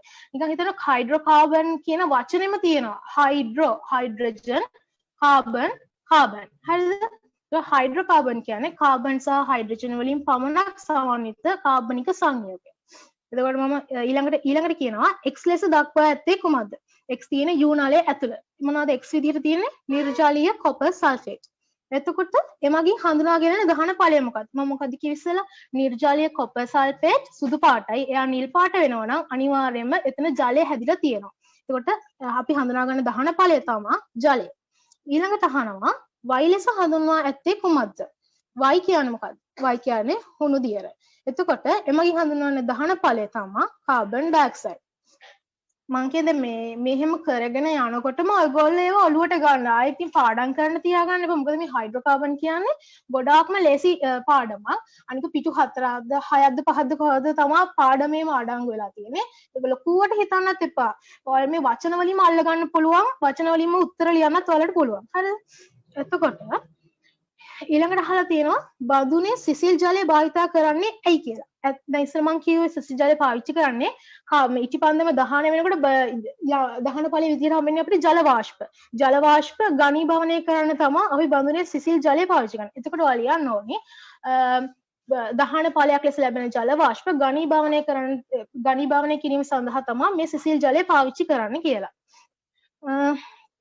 ඊළඟට ඔයගොල්ලෝ දැන් පොත් රිෆර් කරනවා නම් ඔයගොල්ලෝ දැන් පාඩම් කරන අරන්න මේ පාඩම අරන්න ඔයගොල්ලෝ මේ දැක්ක ගම අඳුර ගන්න පුළුවන් මේ AB කියන්නේ මොන සංයෝගද කියලා. A කියන්නේ ඇල්කේනියා. හරිද? B කියන්නේ ඇල්කීනියා. ඇල්කේන වල කොහෙවත් ද්විත්ව බන්ධන නැහැ. තියෙන්නේ ඒක බන්ධන විතරයි. හරිද? ඒක ඇල්කීන කියන්නේ ද්විත්ව බන්ධන. අනිවාර්යෙන් ඇල්කීනියක් වල හඳුර ගන්න පුළුවන් බන්ධන දෙකක් තියෙනවා. පේනවනේ මෙතන බන්ධන දෙකක් තියෙනවා. එතකොට ඇල්කේන වල ඒක බන්ධන පමණයි. එතකොට මෙතන අහලා තියෙනවා A හා B දැක්වෙන ව්‍යුහ රසායනික සංයෝග දෙක කුමක්ද කියලා. එතකොට රසායනික සංයෝගයම ඇල්කේන ලියලා හරියන්නේ අපි මොකද්ද මේකෙන් කියන්නේ කියලා. ඒ කියන්නේ දැන් මෙතන තියෙනවා පළවෙනි එකේ කාබන් 2යි හයිඩ්‍රජන් 6කුයි. එතකොට මොකද්ද? C2H6. C2H6 කියන්නේ මොකද්ද? එතේන්. හරිද? එතකොට ඔයගොල්ලෝ සාමාන්‍ය ලියනකොට දැන් එක්සෑම් එකේදී අපි දන්නේ නැහැ රසායනික සංයෝගයේ රසායනික සූත්‍රය විතරද නැත්නම් අපිට ඒක කියන නම මොකක්ද කියලා. ගොඩක් වෙලාවට ඉතින් අපි හොඳයි වැඩිපුරක් දෙයක් ලියුවොත් පේපර් එකේ ලකුණු ගන්න පුළුවන්. ඉතින් ඔයගොල්ලෝ ඊට ලියන C2H6 සහ C2H6ට අමතරව වරහන් ඇතුලේ ලියන්න එතේන් කියලා. ඊට පස්සේ B සංයෝගය C2H4. හරිද? C2H4 වරහන් ඇතුලේ එතිලීන් කියලා ලියාගන්න. එතකොට දැන් ඕගොල්ලන්ට දැන් ප්‍රශ්නයක් සමහර කටියට මේක හරියම ලේසි ඇති සමහර කටියට උගන්ලා නැති හින්දා අමාරු වෙන්න පුළුවන්. ඉතින් ඔයගොල්ලෝ මේක මග අරගන්න එක අපරාධේ. ඉතින් මම කියන්නේ දැන් මෙතන ඔයාලට C2H6 කියන එක තේරෙන්නේ නැත්නම් ලියන්න බලන්න කාබන් 2යි හයිඩ්‍රජන් 6යි. ඒක ඔයාලට ලියන්න පුළුවන් C2H6 මේක හරියම ලේසි. හරිද? ඊට පස්සේ ඒවා අයත් වෙන හයිඩ්‍රෝකාබන ප්‍රභේද වෙන වෙනම දක්වන්න. එතකොට දැන් ඒ කියන්නේ මොකද්ද? මෙතේන්. මෙතේන් කියන්නේ මොකද්ද?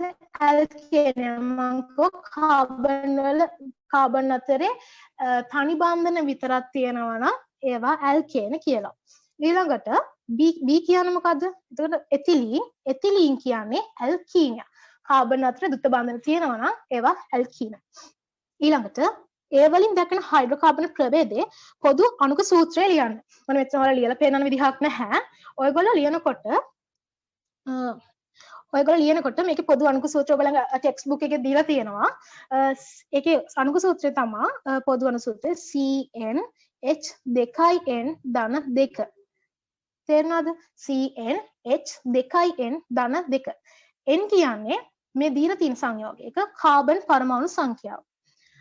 ඊළඟට අපිට කියනවා B වලින් ලැබෙන වෙනත් ව්‍යුත්පන්න සඳහන් කරන්න. B කියලා මම ඉස්සෙල්ලා මොකද්ද කිව්වේ? එතිලීන්. හරිද? එතිලීන් වලින් අපි ඔයාලගේ ටෙක්ස්ට් බුක් එකේ දීලා තියෙන දෙකයි. සමහර එක්සෑම් එකේදී අපි ඊට වඩා ලියුවට අපිට ලකුණු හම්බ වෙන්නේ නැහැ. මොකද සිලබස් එකේ තියෙන ඒවා තමයි ඒගොල්ලෝ මාකින් ස්කීම් එකට ඇතුළු කරන්නේ. එතකොට ඔයාලා දීලා තියෙන දෙක අපි මෙතන ලියමු. ව්‍යුත්පන්නයක නමක්නේ. දෙක තුනක් ලියුවට කමක් නැහැ ඉතින්. ක්ලෝරෝඑතීන් ටෙට්‍රාෆ්ලුෝරෝඑතිලීන්. හරිද? ක්ලෝරෝඑතිලීන් ටෙට්‍රාෆ්ලුෝරෝඑතිලීන්. ඔන්න ඔය සංයෝග දෙක ඔයාලා කොහොම දෙයක් ඇහුවොත් ලියන්න. ඊළඟට බහු අවයවික කියන්නේ මොකද්ද? බහු අවයවිකයක් කියන්නේ කුඩා අණු රැසක් එකිනෙකට සම්බන්ධ වී සෑදෙන විශාල අණුවක්. දැන් චූටි ඒවා එකතු වෙලා ගොඩාක් එකතු වෙලා හැදෙන ලොකු සංයෝගයක් සාමාන්‍ය බහු අවයවිකයක් කියලා අපි හඳුන්වනවා. එතකොට ඕගොල්ලෝ මේ නිර්වචනේ හරියටම ලියන්න ඕනේ. කුඩා අණු රැසක් එකිනෙක සමග සම්බන්ධ වී සෑදෙන විශාල අණු බහු අවයවික වේ. මම ආයයි කියනවා මේ ලියන ගමන් මේ කියන ගමන් ඔයගොල්ලෝ මේව ඔලුවට ගන්න. එතකොට ඔයගොල්ලන්ට ටයිම් වේස්ට් වෙන්නේ ආයි පාඩම් ගන්න. මේ චූටි කොටසක් මේ හයිඩ්‍රෝකාබන් කියන්නේ. අනික දැන් මේ පේපර් එක හදලා තියෙන්නේ වැදගත් වෙන කැලි අරගෙන විතරයි. හරිද? ඊළඟට ඉහත B අණුව පැනෙන වැදගත් බහු අවයවික වර්ගයේ කුමක්ද?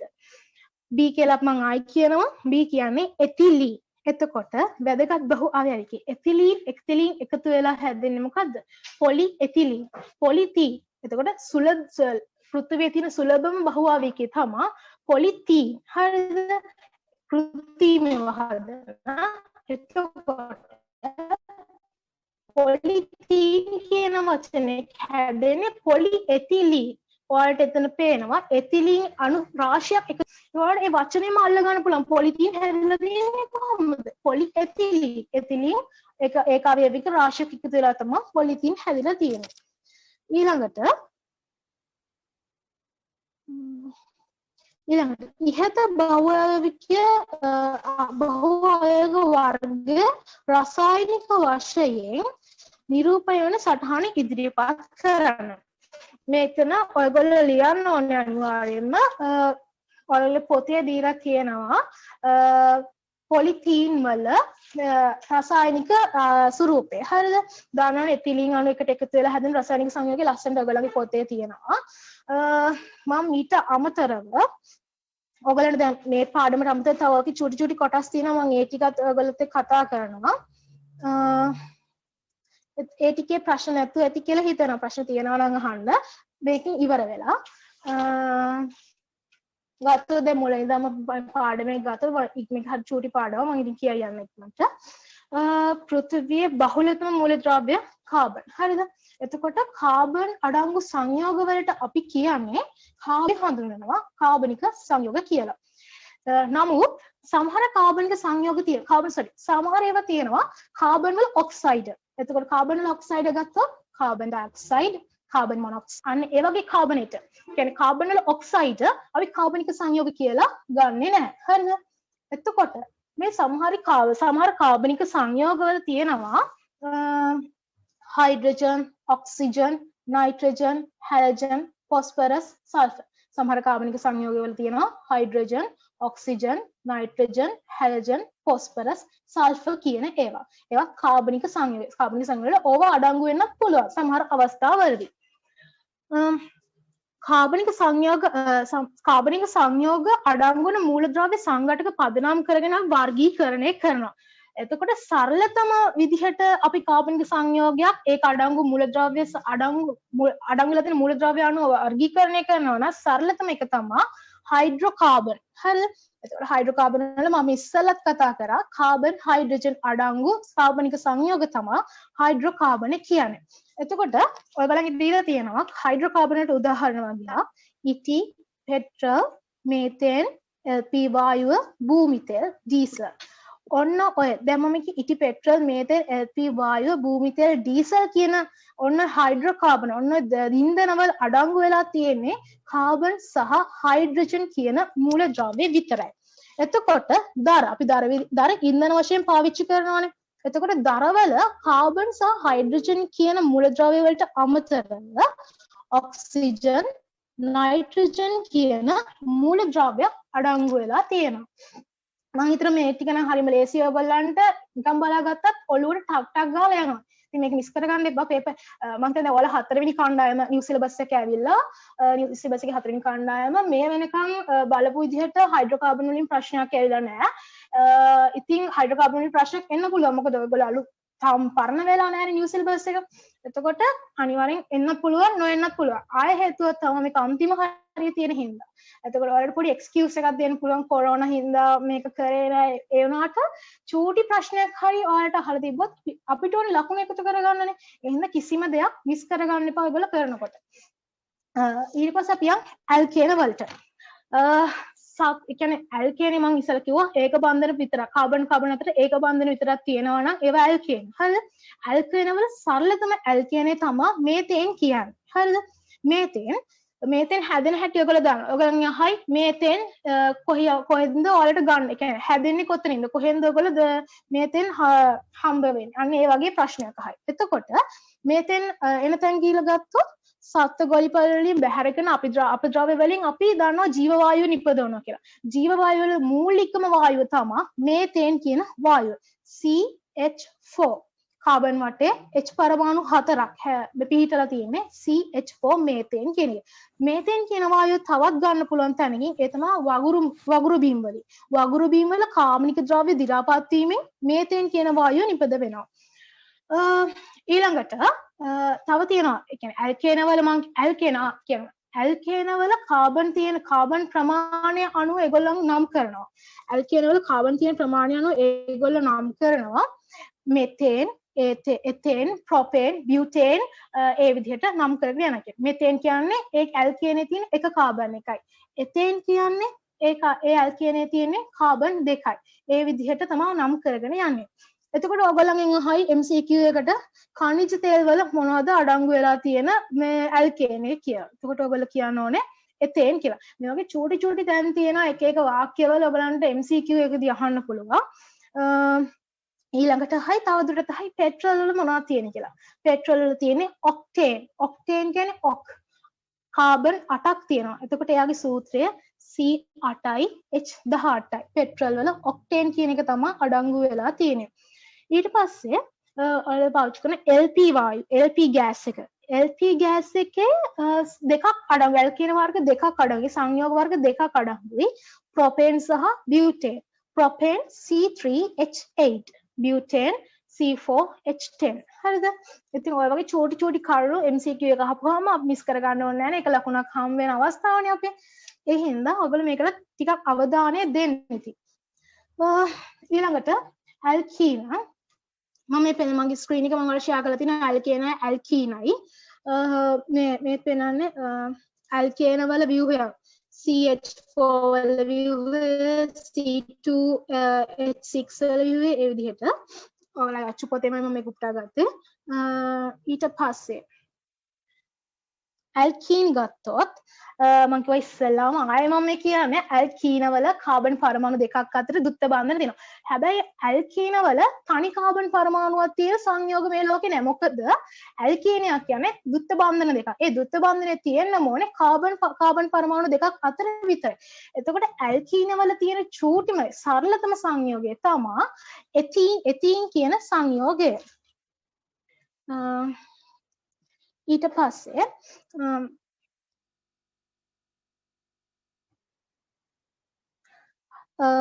ඔයගොල්ලන්ගේ එතිලීන් කියන ඇල්කීනෙන් ඔයගොල්ලන්ට දීලා තියෙන ව්‍යුත්පන්න දෙක.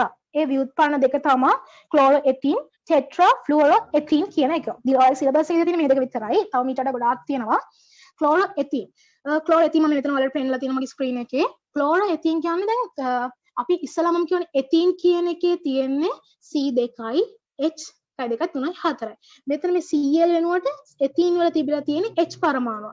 දැන් ඒක ව්‍යුත්පන්න වෙලා. ඒ කියන්නේ ක්ලෝරෝඑතින් වලදී H එකක් වෙනුවට Cl එකක් ඇවිල්ලා තියෙනවා. ඒතකොට ක්ලෝරෝඑතින් හැදෙන්නේ H පරමාණුවක් ප්‍රතිස්ථාපනය කරමින් Cl පරමාණුවක් එතනට ඇවිල්ලා.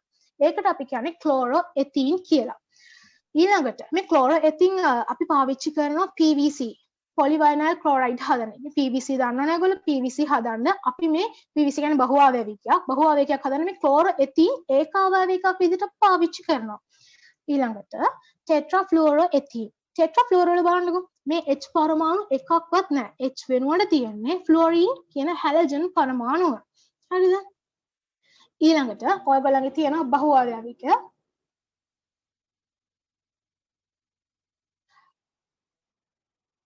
බහුආවේවිකයක් කියන්නේ මම ඉස්සෙල්ලා ප්‍රශ්නෙත් අපි සාකච්ඡා කරා මම කියන්නේ මේ පේපර් එක හදලා තියෙන්නේ ගොඩක් ඒ කියන්නේ හයිඩ්‍රෝකාබන් කැලේ හදලා තියෙන්නේ සේරම කවර් වෙන්න බහුආවේවිකයක් කියන්නේ ඒක ඒ කුඩා අණු රැසක් එකිනෙකට සම්බන්ධ වෙලා හැදෙන විශාල අණුව බහුආවේවය මේ බහුආවේවයක් හැදෙන ක්‍රියාවලිය අපි හඳුන්වනවා බහුආවේවීකරණය කියලා හරිද එතකොට ඔයගොල්ලන්ට දීලා තියෙනවා ප්‍රධාන බහුඅවයව ටික පොලිතීන් දීලා තියෙනවා ටෙෆ්ලෝන් දීලා තියෙනවා PVC දීලා තියෙනවා. ඔය තුන තමයි ඔයගලන්ට දීලා තියෙන ප්‍රධාන බහුඅවයව ටික. ඊට අමතරව රබර් දීලා තියෙනවා. පොලිතීන් ගත්තොත් පොලිතීන් වල ඒකාවයවිකය මේ තියෙන උඩ මම මේ ඒකාවයවිකය කියලා ලියලා තියෙන්නේ ඒ එතිලීන් කියන එක. පොලිඑතින් මම ඉස්සෙල්ලත් කිව්වා පොලිතීන් හැදෙන විදිහ එතින් ඒකාවයවිකය. හරිද? ඔයගලන්ට කියයි පොලිතීන් වල ඒකාවයවිකය අඳින්න කියලා. එතකොට මෙන්න මේක අඳින්න ඕනේ. කාබන් දෙකක් අතරේ ද්විත්ව බන්ධනයක් තියෙන එක. එතකොට මේ පේනනේ එතින් අණු රාශියක් එකතු වෙලා තමයි මේ පොලිතීන් කියන බහුයවිකය අඳින්නේ. දැන් අර ඉස්සෙල්ලා ප්‍රශ්නේ මට ඔයාලට පෙන්නන්න බැරිවනේ පොලිතීන් කියන බහුයවිකය සූත් මේ අඳින හැටි ඒක තමයි මේ පෙන්නලා තියෙන්නේ. මේ තියෙන එතින් අණු රාශියක් එකතු වෙලා හැදිලා තියෙන පොලිතීන් කියන බහුයවිකය. එම යටි දීලා තියෙනවා. ඕගොල්ලන්ට අහන්න පුළුවන් ස්ට්‍රක්චර් එකක ඒකාවයවිකය අඳින්න. නැත්නම් පුනරාවර්තන ඒකකය අඳින්න. මේ තියෙන්නේ මැද ඇඳලා තියෙන පුනරාවර්තන ඒකකය. එතකොට බහුයවිකය තමයි අර අයිනේ ඇඳලා තියෙන්නේ. එතකොට ඕගොල්ලන් හයි බහුඅවයවිකයක් කියන්නේ මොකද්ද? අපි ඉස්සෙල්ලා සාකච්ඡා කරා. ඒකාවයවිකයක් කියන්නේ මොකද්ද? බහුඅවයවිකයක් සෑදීමට දායක වන කුඩා අණු. අපි ඒකාවයවිකයක් කියන්නේ බහුඅවයවිකයක් සෑදීමට දායක වන කුඩා අණු. එතකොට ආයෙත් තව හයි ඔයගොල්ලන්ගේ පුනරාවර්තන ඒකකයක් කියන්නේ මොකද්ද කියලා. එතකොට පුනරාවර්තන ඒකකයක් කියන්නේ මම මේ අඳලා තියෙන පුනරාවර්තන ඒකකයක් කියන්නේ බහුඅවයවිකයේ අඩංගු මූලික ව්‍යුහ ඒකක. ඒ කියන්නේ පුනරාවර්තන ඒකකයක් කියන්නේ බහුඅවයවිකයේ අඩංගු මූලික ව්‍යුහ ඒකක. ඔයගොල්ලන්ගේ අනිවාර්යයෙන් මේ සැරේ අහන්න පුළුවන්. මම හරියටම කියන්න හැ. මොකද මෙච්චර කල් අහලා නැති හින්දා අපිට ගෙස් කරන්න පුළුවන්. ඒ හින්දා ඔයාලා පාඩම් කරනකොට මේ ආයතින් පාඩම් කරන දැන් මේක අහපුවම හොඳට ඔළුවට වදිනවනේ. ඒක අද හවසම ඔයගොල්ලෝ බලන්න මේවා කොහොමද අඳින්නේ. මේ පාඩම හරියම චූටි හින්දා ඉක්මනට කවර් කරගන්න. ආයි පස්සට දදා ඉන්න එපා. ඊට පස්සේ දැන් ඊට පස්සේ පොලිතීන් විහුවේ හරි PVC වල මම ඉස්සෙල්ලා කතා කරා PVC වල පාවිච්චි කරන්නේ මෙන්න මේ ක්ලෝරෝඑතින් කියන ඒකාවයවිකය. හරිද?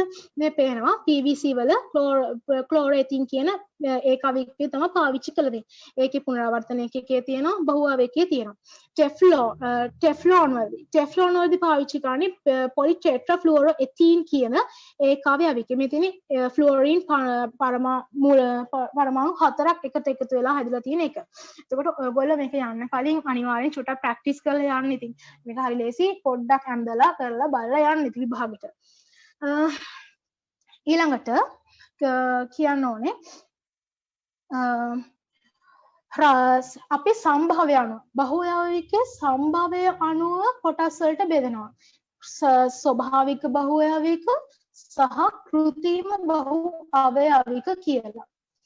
එතකොට ස්වභාවික බහු අවයවිකයක් කියන්නේ සත්ත්ව කොටස් තුල හෝ ශාක කොටස් තුල පවතින ඒවා. හරිද? එතකොට තව කෘත්‍රිම බහු අවයවික කියන්නේ කෘත්‍රිම ක්‍රියාවලිය මගින් කෘත්‍රිමකරණය මගින් අපි නිපදවන බහු අවයවික. එතකොට ස්වභාවික බහු අවයවික විදිහට දීලා තියෙනවා රබර්, ප්‍රෝටීන්, DNA, පිෂ්ඨය, ඔයගොල්ලෝ දන්නවා DNA හැම නියුක්ලියෝටයිඩ් බහු අවයවීකරණයෙන් කියලා. ඔය වගේ බයෝලේ මම හිතන්නේ ඇති ස්වභාවිකව තමයි රබර්, ප්‍රෝටීන්, DNA, පිෂ්ඨය. එතකොට කෘත්‍රිම බහු අවයවික කියන්නේ පොලිතීන්, ටෙෆ්ලෝන්, බේක්ලයිට්. අපි දන්නවනේ පොලිතීන් හැදුවේ එතිලින් අණු ගොඩක් එකතු කරලා. ටෙෆ්ලෝන් හැදුවේ ටෙට්‍රාෆ්ලුෝරෝ එතීන් කියන අණු ගොඩක් එකතු කරලා. එතකොට ඒවා කෘත්‍රිම බහු අවයවික. එතකොට අපිට රබර් කියන එක ටිකක් වැදගත්. හරිද? රබර් අපිට කෘත්‍රිමව තමයි ස්වභාවික තමයි හම්බ වෙන්නේ. නමුත් කෘත්‍රිම වලින් අපිට රබර් වල ප්‍රත්‍යක්ෂතාවය අඩු කරලා ඒව දැඩි කරන්න පුළුවන්. අපි ඒකට කියනවා රබර් වල්කනයිස් කරනවා කියලා. හරිද? එතකොට අපි ගමු රබර් වල ස්වභාවික රබර් වල තියෙන ඒකාවයවිකය මොකද්ද? ස්වභාවික රබර් වල තියෙන ඒකාවයවිකය තමයි අයිසෝප්‍රීන්. මේ රබර් කියන මාතෘකාව යටතේ කලින් මම පෙන්නලා තියෙන මේ ව්‍යුහය අයිසෝප්‍රීන්. එතකොට ටෙක්ස්ට් බුක් එකෙත් බලා ගන්න පුළුවන්. රබර් වල ඒකාවයවිකය අයිසෝප්‍රීන්. එතකොට මේ අයිසෝප්‍රීන් ගොඩාක් එකතු වෙලා පොලි අයිසෝප්‍රීන් ඒක හැදලා තමයි පොලි අයිසෝප්‍රීන් කියන රබර්. අයිසෝප්‍රීන් ගොඩාරියක් එකතු වෙලා හැදෙන එකට තමයි අපි කියන්නේ රබර් කියලා. මේබි රබර් වල ව්‍යුහයත් ඔයගලන්ට අහන්න පුළුවන්. ඒ හින්දා මම හැම වෙලේම කියනවා වගේ මේවා ඇඳලා ටිකක් ප්‍රැක්ටිස් වෙන්න. හරිද? ඊට පස්සේ රබර්. ඊළඟට රබර් කොහොමද අපි වල්කනයිස් කරන්නේ? එතකොට රබර් වල ව්‍යුහය ඒක රේඛීය බහු අවයවිකය. රබර් කියන්නේ රේඛීය බහු අවයවිකයක්. හරිද? එතකොට අපි රබර් වල්කනයිස් කරනකොට අපි රබර් සල්ෆර් සමග ප්‍රතික්‍රියාවකට ලක් කරනවා. එතකොට රබර් ස්වභාවික රබර් ගොඩාක් ප්‍රත්‍යක්ෂ. ඔයගොල්ලෝ දැකලා තියෙනවා ඔය රබර් හදන තැන්වල සාමාන්‍ය දකින්නවනේ ඉතින් ගොඩාක් ප්‍රත්‍යක්ෂ විදියට නෙන්නේ. අපිට ෂූස් සපත්තු එහෙම හදනකොට ගොඩාක් සපත්තු එහෙම හදනකොට ඒවා දැඩි. හරිද? ඒ කියන්නේ ඒවා රබර් වල්කනයිස් කරලා තමයි මේ රබරක දැඩි බව හදලා තියෙන්නේ. දැඩි බව වැඩි කර සල්ෆර් සමග රබර් ප්‍රතික්‍රියා කරනවා. අපි රබර් වල්කනයිස් කරනවා. රබර් වල්කනයිස් රබර් වල්කනයිස් කියන්නේ මොකද්ද කියලා අහුවොත් ඔයගොල්ලෝ ලියන්න ඕනේ. රබර් සල්ෆර් සමග ප්‍රතික්‍රියා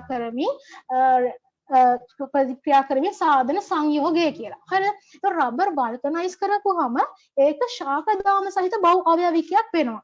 එතකොට ස්වභාවික රබර් මොනවද? රේඛීය බහු අවයවිකයක්.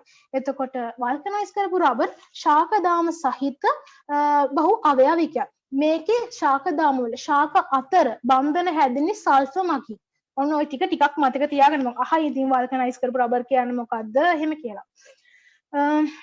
එච්චරයි දැනට ඊට සමතරව බහු අවයවික එයාගේ ව්‍යුහය මත කොටස් තුනකට බෙදෙනවා. ඔයගොල්ලෝ දන්නවා රේඛීය බහු අවයවික, ශාක දාම සහිත බහු අවයවික, හරස් දාම සහිත බහු අවයවික කියලා. එතකොට බහු අවයවික වල වැදගත්කම ඉතින් දන්නවනේ ගොඩක් සමහර කෘත්‍රිමව හදන බහු අවයවික නම් ගොඩක් පරිසරයට අහිතකරයි. ඒගොල්ලෝ දහනය කරපුවාම අහිතකර වායු පිට වෙනවා. එතකොට ඒවා ගොඩක් වෙලාවට දි รา පත් වෙන්න ඒ වගේ තමයි අහිතකර තත්ත්වයන්. එතකොට ඔයගලගෙන් තව අහන්න පුළුවන් LP ගෑස් එක දරවලට වඩා ඇයි ඉන්ධනයක් ලෙස භාවිතා කිරීමට වාසිය මොකක්ද? LP ගෑස් දරවලට වඩා තියෙන වාසිය මොකක්ද ඉන්ධනයක් ලෙස භාවිතා කරන? ලොකුම වාසිය තමයි LP ගෑස් එක පාවිච්චි කරනකොට අපිට පරිසරයට හිත කරයි. LP ගෑස් එක පරිසරයට හිත කරන්නේ ධාර පාවිච්චි කරනකොට ඒ කියන්නේ LP වල තියෙන කාබන් සහ හයිඩ්‍රජන් කියන මූලද්‍රව්‍ය දෙක විතරයි. එතකොට දහණයෙන් පිට වෙන්නේ කාබන් ඩයොක්සයිඩ් සහ ජලය. එතකොට ධාර දහණයේදී අපිට CHON කියන මූලද්‍රව්‍ය ටික තියෙනවා. නයිට්‍රජන් දහණය වුණාම නයිට්‍රජන් ඩයොක්සයිඩ් ඔන්න ඔය පරිසරයට අහිතකර වායු පිට වෙන්න පුළුවන්. හයිඩ්‍රෝකාබන වල නම් ඔය ටික තමයි ඉතින් තියෙන්නේ. ඔයගලන්ට ප්‍රශ්න තියෙනවා නම් අහන්න අප හැදිලි තෑන් මේක හරිම ලේසි පාඩමක්. එච්චරයි ඉතින් හයිඩ්‍රෝකාබන වල කරන්න තියෙන්නේ. ඔයගලන්ට තියෙන විශේෂම දේ තමයි පුනරාවර්තන ඒකකයයි ඒක අවයවිකයයි. එතකොට බහු අවයවික වල ව්‍යුහයයි හැම වෙලේම ටිකක් ප්‍රැක්ටිස් කරලා එක්සෑම් එකට යන එක. ඊට අමතරව ඊයේ වගේ ඊයේද කොහෙද කිව්වා ළමෙක් මල්ලි කෙනෙක් සයන්ස් පාඩම් කරනකොට නිින්ද යනවා කියලා. මගේ දැන් පාඩම ඉවරයි. ඔයගොල්ලන්ට ප්‍රශ්න තියෙනවා නම් අහන්න පුළුවන්. ඊට අමතරව තව දෙයක් කියනවා. ඔයගොල්ලෝ සයින්ස් කරනකොට නිින්ද යන්නේ නැහැ ඇත්තටම. සයින්ස් කියන්නේ ලේසි විෂයක්. ඔයගොල්ලෝ මේක ඔළුවට අරගෙන වැඩි. හරිද? ඉස්සර දැන් මටත් ඔහොම තමයි හිතෙන්නේ. සයින්ස් හරිම ලේසි. හරිද? ඔයගොල්ලෝ බය වෙන්න එපා. මොකද ඔයගොල්ලන්ගේ මේ ප්‍රශ්නත් හරි ලේසි. ඔයගොල්ලන්ගේ මට්ටමින් කොහොමත් එන ප්‍රශ්න ලේසි. මොකද මේ කොරෝනා ඩිසීස් එකත් එක්ක ඔයගොල්ලන්ගේ ප්‍රශ්න ලේසි ගන්න පුළුවන්. මොකද උන්ගන්නලා නැති ඉන්න හැම. ඒ වුණාට අපි සේරම ලෑස්ති වෙලා යන්න ඕනේ. කිසිම දෙයක් මග අරගන්න එපා. ඔච්චර ඉතින් කියන්නේ I think ෆෝන්ස් එහෙම යූස් කරනවානේ හැමෝම.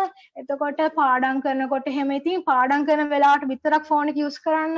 ඔයගොල්ලන්ගේ අම්මිලා තාත්තිලා මේ ගොඩක් වියදම් කරන්නේ ඔයගේ දේවල් අරන් දෙන්නේ. ඉතින් අනවශ්‍ය දේවල් කරන්න එපා. දැන් ගොඩක් ලාමයි පැකේජස් එහෙම දාගෙන YouTube බලන්න නැති තව එක්සෑම් එකට දවස් 25යි නේ. 25යි.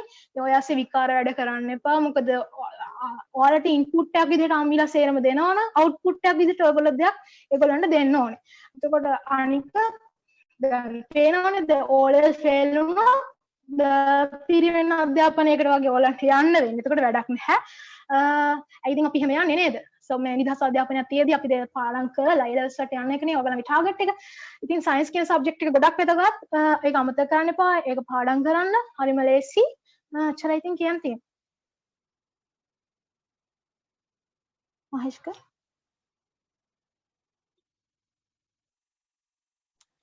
ඔව් අද කොටසේ මොන හරි ප්‍රශ්න තියෙනවා නම් කට්ටිය අහන්න දැන්. ස්ට්‍රිස් මේ ක්ලාස් ඉවරද? ප්‍රශ්න තියෙනවා අහන්න. යන්නේ මේ දැන්ට කෙමිස්ට්‍රියෙන් අහුවෙච්ච ඒවාද? ඔව්.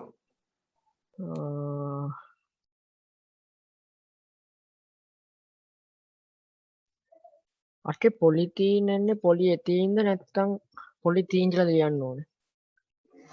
පොලිතීන් කියලා ලියුවොත් කමන්නේ පොලි එතිලීන් කියලා ලියුවොත් කමන්නේ. ඔයගොල්ලන්ගේ ටෙක්ස්ට් බුක් එකේ ওই නම් දෙකම දීලා තියෙනවා.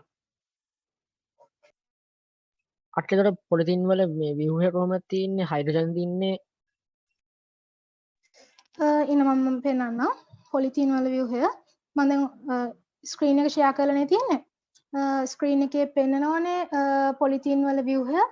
එතකොට පේනවා මේ දුත්ත බන්ධන දෙක තියෙන්නේ. දැන් ඒකාව්‍යවිකයේ තියෙන්නේ කාබන් පරමාණු දෙකක් අතර දුත්ත බන්ධන දෙකක්නේ. එතකොට පොලිතීන් කියන එක හැදෙනකොට ওই මැද තියෙන දුත්ත බන්ධනෙන් එක බන්ධනයක් කැඩෙනවා. ඒ කැඩිලා තමයි දෙපැත්තට මේ කරලා තියෙන්නේ. ඒ ඊට පස්සේ තමයි ඒකාව්‍යවික එක දිගට එකතු වෙලා තමයි පොලිතීන් කියන බහු අවයවිකය හැදිලා තියෙන්නේ. තේරුණාද?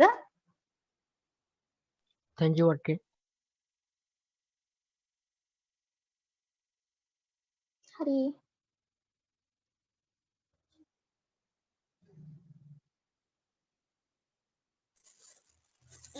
හෙලෝ අහනව නේද 10 වසරෙන්ද 11 වසරෙන්ද වැඩිපුර එන්නේ කියලා.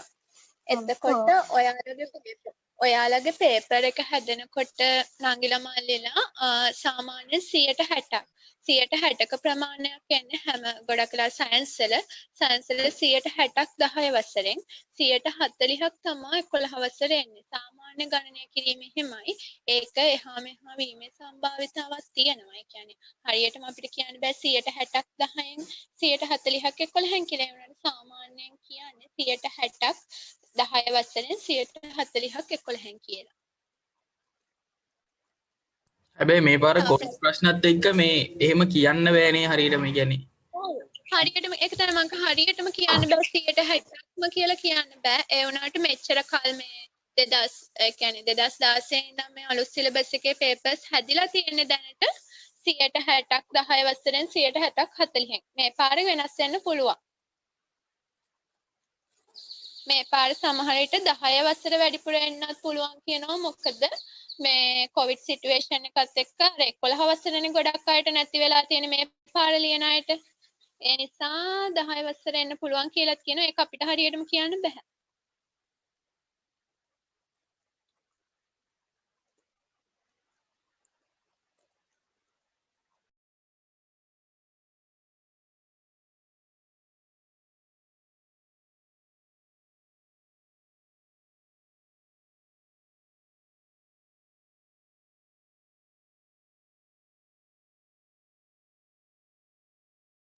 නැහැ මල්ලි මවුල එන්න පුළුවන් මේ ස්ට්‍රක්චර් පේපර් එකට. essay එකේ මේ ඔය physics chemistry කලවම් වෙන තැන්වලදී මවුල ගණන් එන්න පුළුවන්. කියන්නේ 8 5 6 7 8 9 වෙනි ප්‍රශ්නේ එහෙම වගේ 9 8 ස්ට්‍රක්චර් එකේ මවුල ගණන් එනවා. MCQ වල විතරක් නෙමෙයි.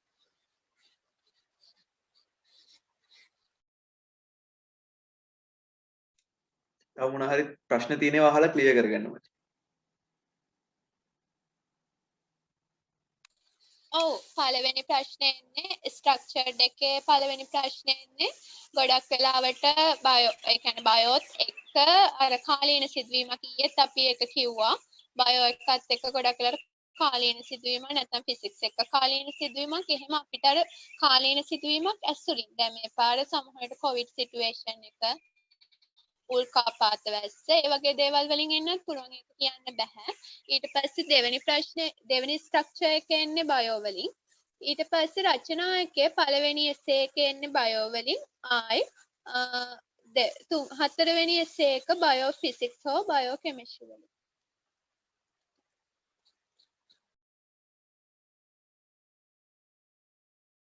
ඔයාලට ප්‍රශ්න තියෙනවා නම් අහන්න මයික් එක ඔන් කරලා හරි මැසේජ් එකක් දාලා හරි කිසි ප්‍රශ්නයක් නැහැ.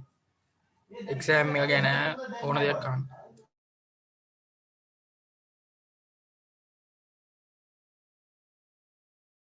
මේ වරයි කෙමිස්ට්‍රි කොහොම හැදෙයිද දන්නේ නැහැ නේද? කෙමිස්ට්‍රි ප්‍රශ්න එහෙම.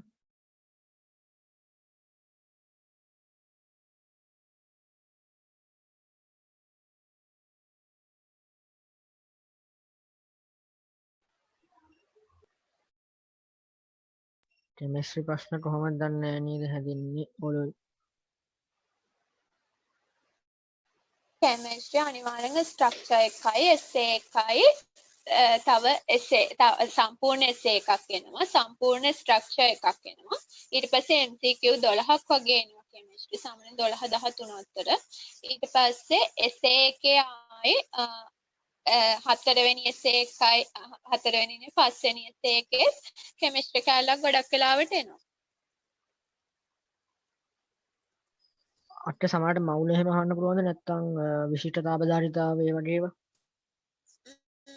අපිට එහෙම කියන්න අමාරුයිනේ මල්ලි දැන් ගිය පාර පේපර්ස් එහෙම ගත්තාම සමහර විට මේ පාර තාපය පාඩමෙන් එහෙම ප්‍රශ්න එන්න පුළුවන් තාපය. එතකොට ඉලෙක්ට්‍රොනික විද්‍යාව ධාරා විද්‍යුත් ඒවෙන් ප්‍රශ්න එන්න පුළුවන්. දැන් බයෝ වල එහෙමනම් මේ දැන් ගොඩක් කාලෙකින් අහලා නැහැ බහිස්ත්‍රාවී පද්ධතිය. හරිද? ඊට පස්සේ දැන් මේ කොවිඩ් සිටුේෂන් එක නිසා සසන පද්ධතිය ආහාර මාර්ග පද්ධතිය ආශ්‍රිතව අහන්න පුළුවන්. ඒක නිකන් අර කාලීන සිදුවීමක් නිසා. එහෙම අපිට ගෙස් කරන්න පුළුවන්. හැබැයි හරියටම කියන්න බෑ මේ දේ පේපර් එකට එනවා කියන එක. හරිද? අර එහෙම හිතන්න පුළුවන්. දැන් ගිය පාර රුධිර සංසරණ පද්ධතිය දාලා තිබුණා අවුරුදු ගානකට පස්සේ. ඔයාලගේ සිලබස් එක තාම අලුත්. බහිස්ත්‍රාවී පද්ධතියෙන් ප්‍රධාන වශයෙන් ප්‍රශ්නයක් විදිහට අර එහෙම ලොකුවට ඇවිල්ලා නැහැ. ඒ නිසා එන්න පුළුවන් කියලා අපිට කියන්න පුළුවන්. හැබැයි අර 100% කියන්න බෑ මේකම එනවා කියන එක.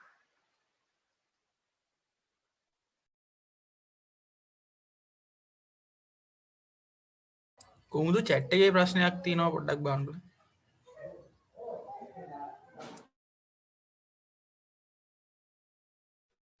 මෙහෙමයි පේපර් එක ගත්තාම අපිට ස්ට්‍රක්චර් හතර අනිවාර්යෙන් කරන්න ඕනේ. ඒක බයෝ ෆිසික්ස් කෙමිස්ට්‍රි තුනෙන් වෙනවා. එසේ එකේදී ඔයාලට ප්‍රශ්න 3ක් තෝරගෙන කරන්න පුළුවන්. හරිද? මේ ප්‍රශ්න 3ක් තෝරගෙන කරනකොට ප්‍රශ්න 5ක් තියෙනවනේ අපිට. ඒකේ එන්නේ බයෝ එකයි සම්පූර්ණ බයෝ ප්‍රශ්නයක්. ඊගාට සම්පූර්ණ කෙමිස්ට්‍රි ප්‍රශ්නයක්. සම්පූර්ණ ෆිසික්ස් ප්‍රශ්නයක්. ඊගාවෙක් එනවා බයෝ කොටසක් සහ ෆිසික්ස් කොටසක්. ඒ කියන්නේ හතරවෙනි එසේ එක. ඊගාට පස්වෙනි එසේ එක එනවා කෙමිස්ට්‍රි කොටසක් සහ ෆිසික්ස් කොටසක්. ඒකෙදි අපිට අනිවාර්යෙන් අර ප්‍රශ්න 3ක් තෝරගන්න ඕනේ. දැන් ඔයාලා දන්නවා ඔයාලා සමහර අයට බයෝ ගොඩක් ලේසි. සමහර අය ඉන්නවා කෙමිස්ට්‍රි ගොඩක් ලේසි. සමහර අයට ෆිසික්ස් ගොඩක් ලේසි. එහෙම වුණාම ඔයාලා තේරුම් ගන්න ඔයාලට ගොඩක් ඒ කියන්නේ පුළුවන් විෂය මොකද්ද? ඔයාලට බයෝ පුළුවන් කියමුකෝ. බයෝ පුළුවන් නම් ඔයාලා අර බයෝ ප්‍රශ්නේ කෙමිස්ට්‍රි ප්‍රශ්නේ දැන් ෆිසික්ස් ගොඩාක්ම අමාරු කෙනෙක් ෆිසික්ස් ප්‍රශ්නේ තෝරගන්න යන්න එපා එතනදී. ෆිසික්ස් ගොඩාක් අමාරු කෙනෙක් අර මේ හතරවෙනි ප්‍රශ්නේ එනවනේ බයෝ කොටසක් සහ ෆිසික්ස් කොටසක් කියලා කොටස් දෙකක් තියෙන ප්‍රශ්නයක් එසේකේ අන්න ඒක තෝරගන්න. එතකොට ඔයාලට ඒකේ බයෝ කෑල්ල හරි ලියන්න පුළුවන්. හරිද? ඒක ඒ කියන්නේ බයෝ එකයි කෙමිස්ට්‍රි එකයි ෆිසික්ස් එකයි කරන එකේ වරදක් නැහැ. ඒ වුණාට Tamanට ලේසි ප්‍රශ්න පහම කියවන්න. ඔයාලට අමතර කියවීම් කාලයක් දෙනවා විනාඩි 10ක්. ඒ අමතර කියවීම් කාලෙ දෙන්නේ ඔයාලට පේපර් එක හොඳට කියවන්න. එතකොට ඔයාලයි තෝරගන්න ඕනි මට ලේසි බයෝ එක එහෙනම් මම බයෝ එක ඉස්සෙල්ලම කරනවා. ඔයාලට හොඳටම පුළුවන් එතනින් බයෝ එක නම් බයෝ එක ඉස්සෙල්ලම කරන්න. ඊළඟට පුළුවන් කෙමිස්ට්‍රි එක නම් කෙමිස්ට්‍රි එක ඉස්සෙල්ලම කරන්න. හරිද? ඊට පස්සේ ඉතුරු ප්‍රශ්න වලින් ඔයාලට ෆිසික්ස් එක එතනින් අමාරුයි කියමුකෝ. ෆිසික්ස් එක අමාරු නම් ඊළඟ ප්‍රශ්නෙට යන්න. ඊළඟ ප්‍රශ්නේ තියෙන බයෝ සහ ෆිසික්ස් කොටස. එතකොට ඔයාලා තෝරගන්න ඔයාලට ඒක ලේසි නම් ඔයාලා ඒක කරන්න. හරිද? එහෙම අර Tamanට ලේසි ඒ කියන්නේ Taman හොඳට පළවෙනිම දේ මම දැන් ඊයේ කරනකොටත් කිව්වා ප්‍රශ්නේ හරියට අහලා තියෙන එක ප්‍රශ්නේ හොඳට කියවන්න. අමතර කියවීම් කාලයක් දෙන්න ප්‍රශ්නේ කියවන්න. තාම මොනවා හරි ප්‍රශ්න තියෙනවද?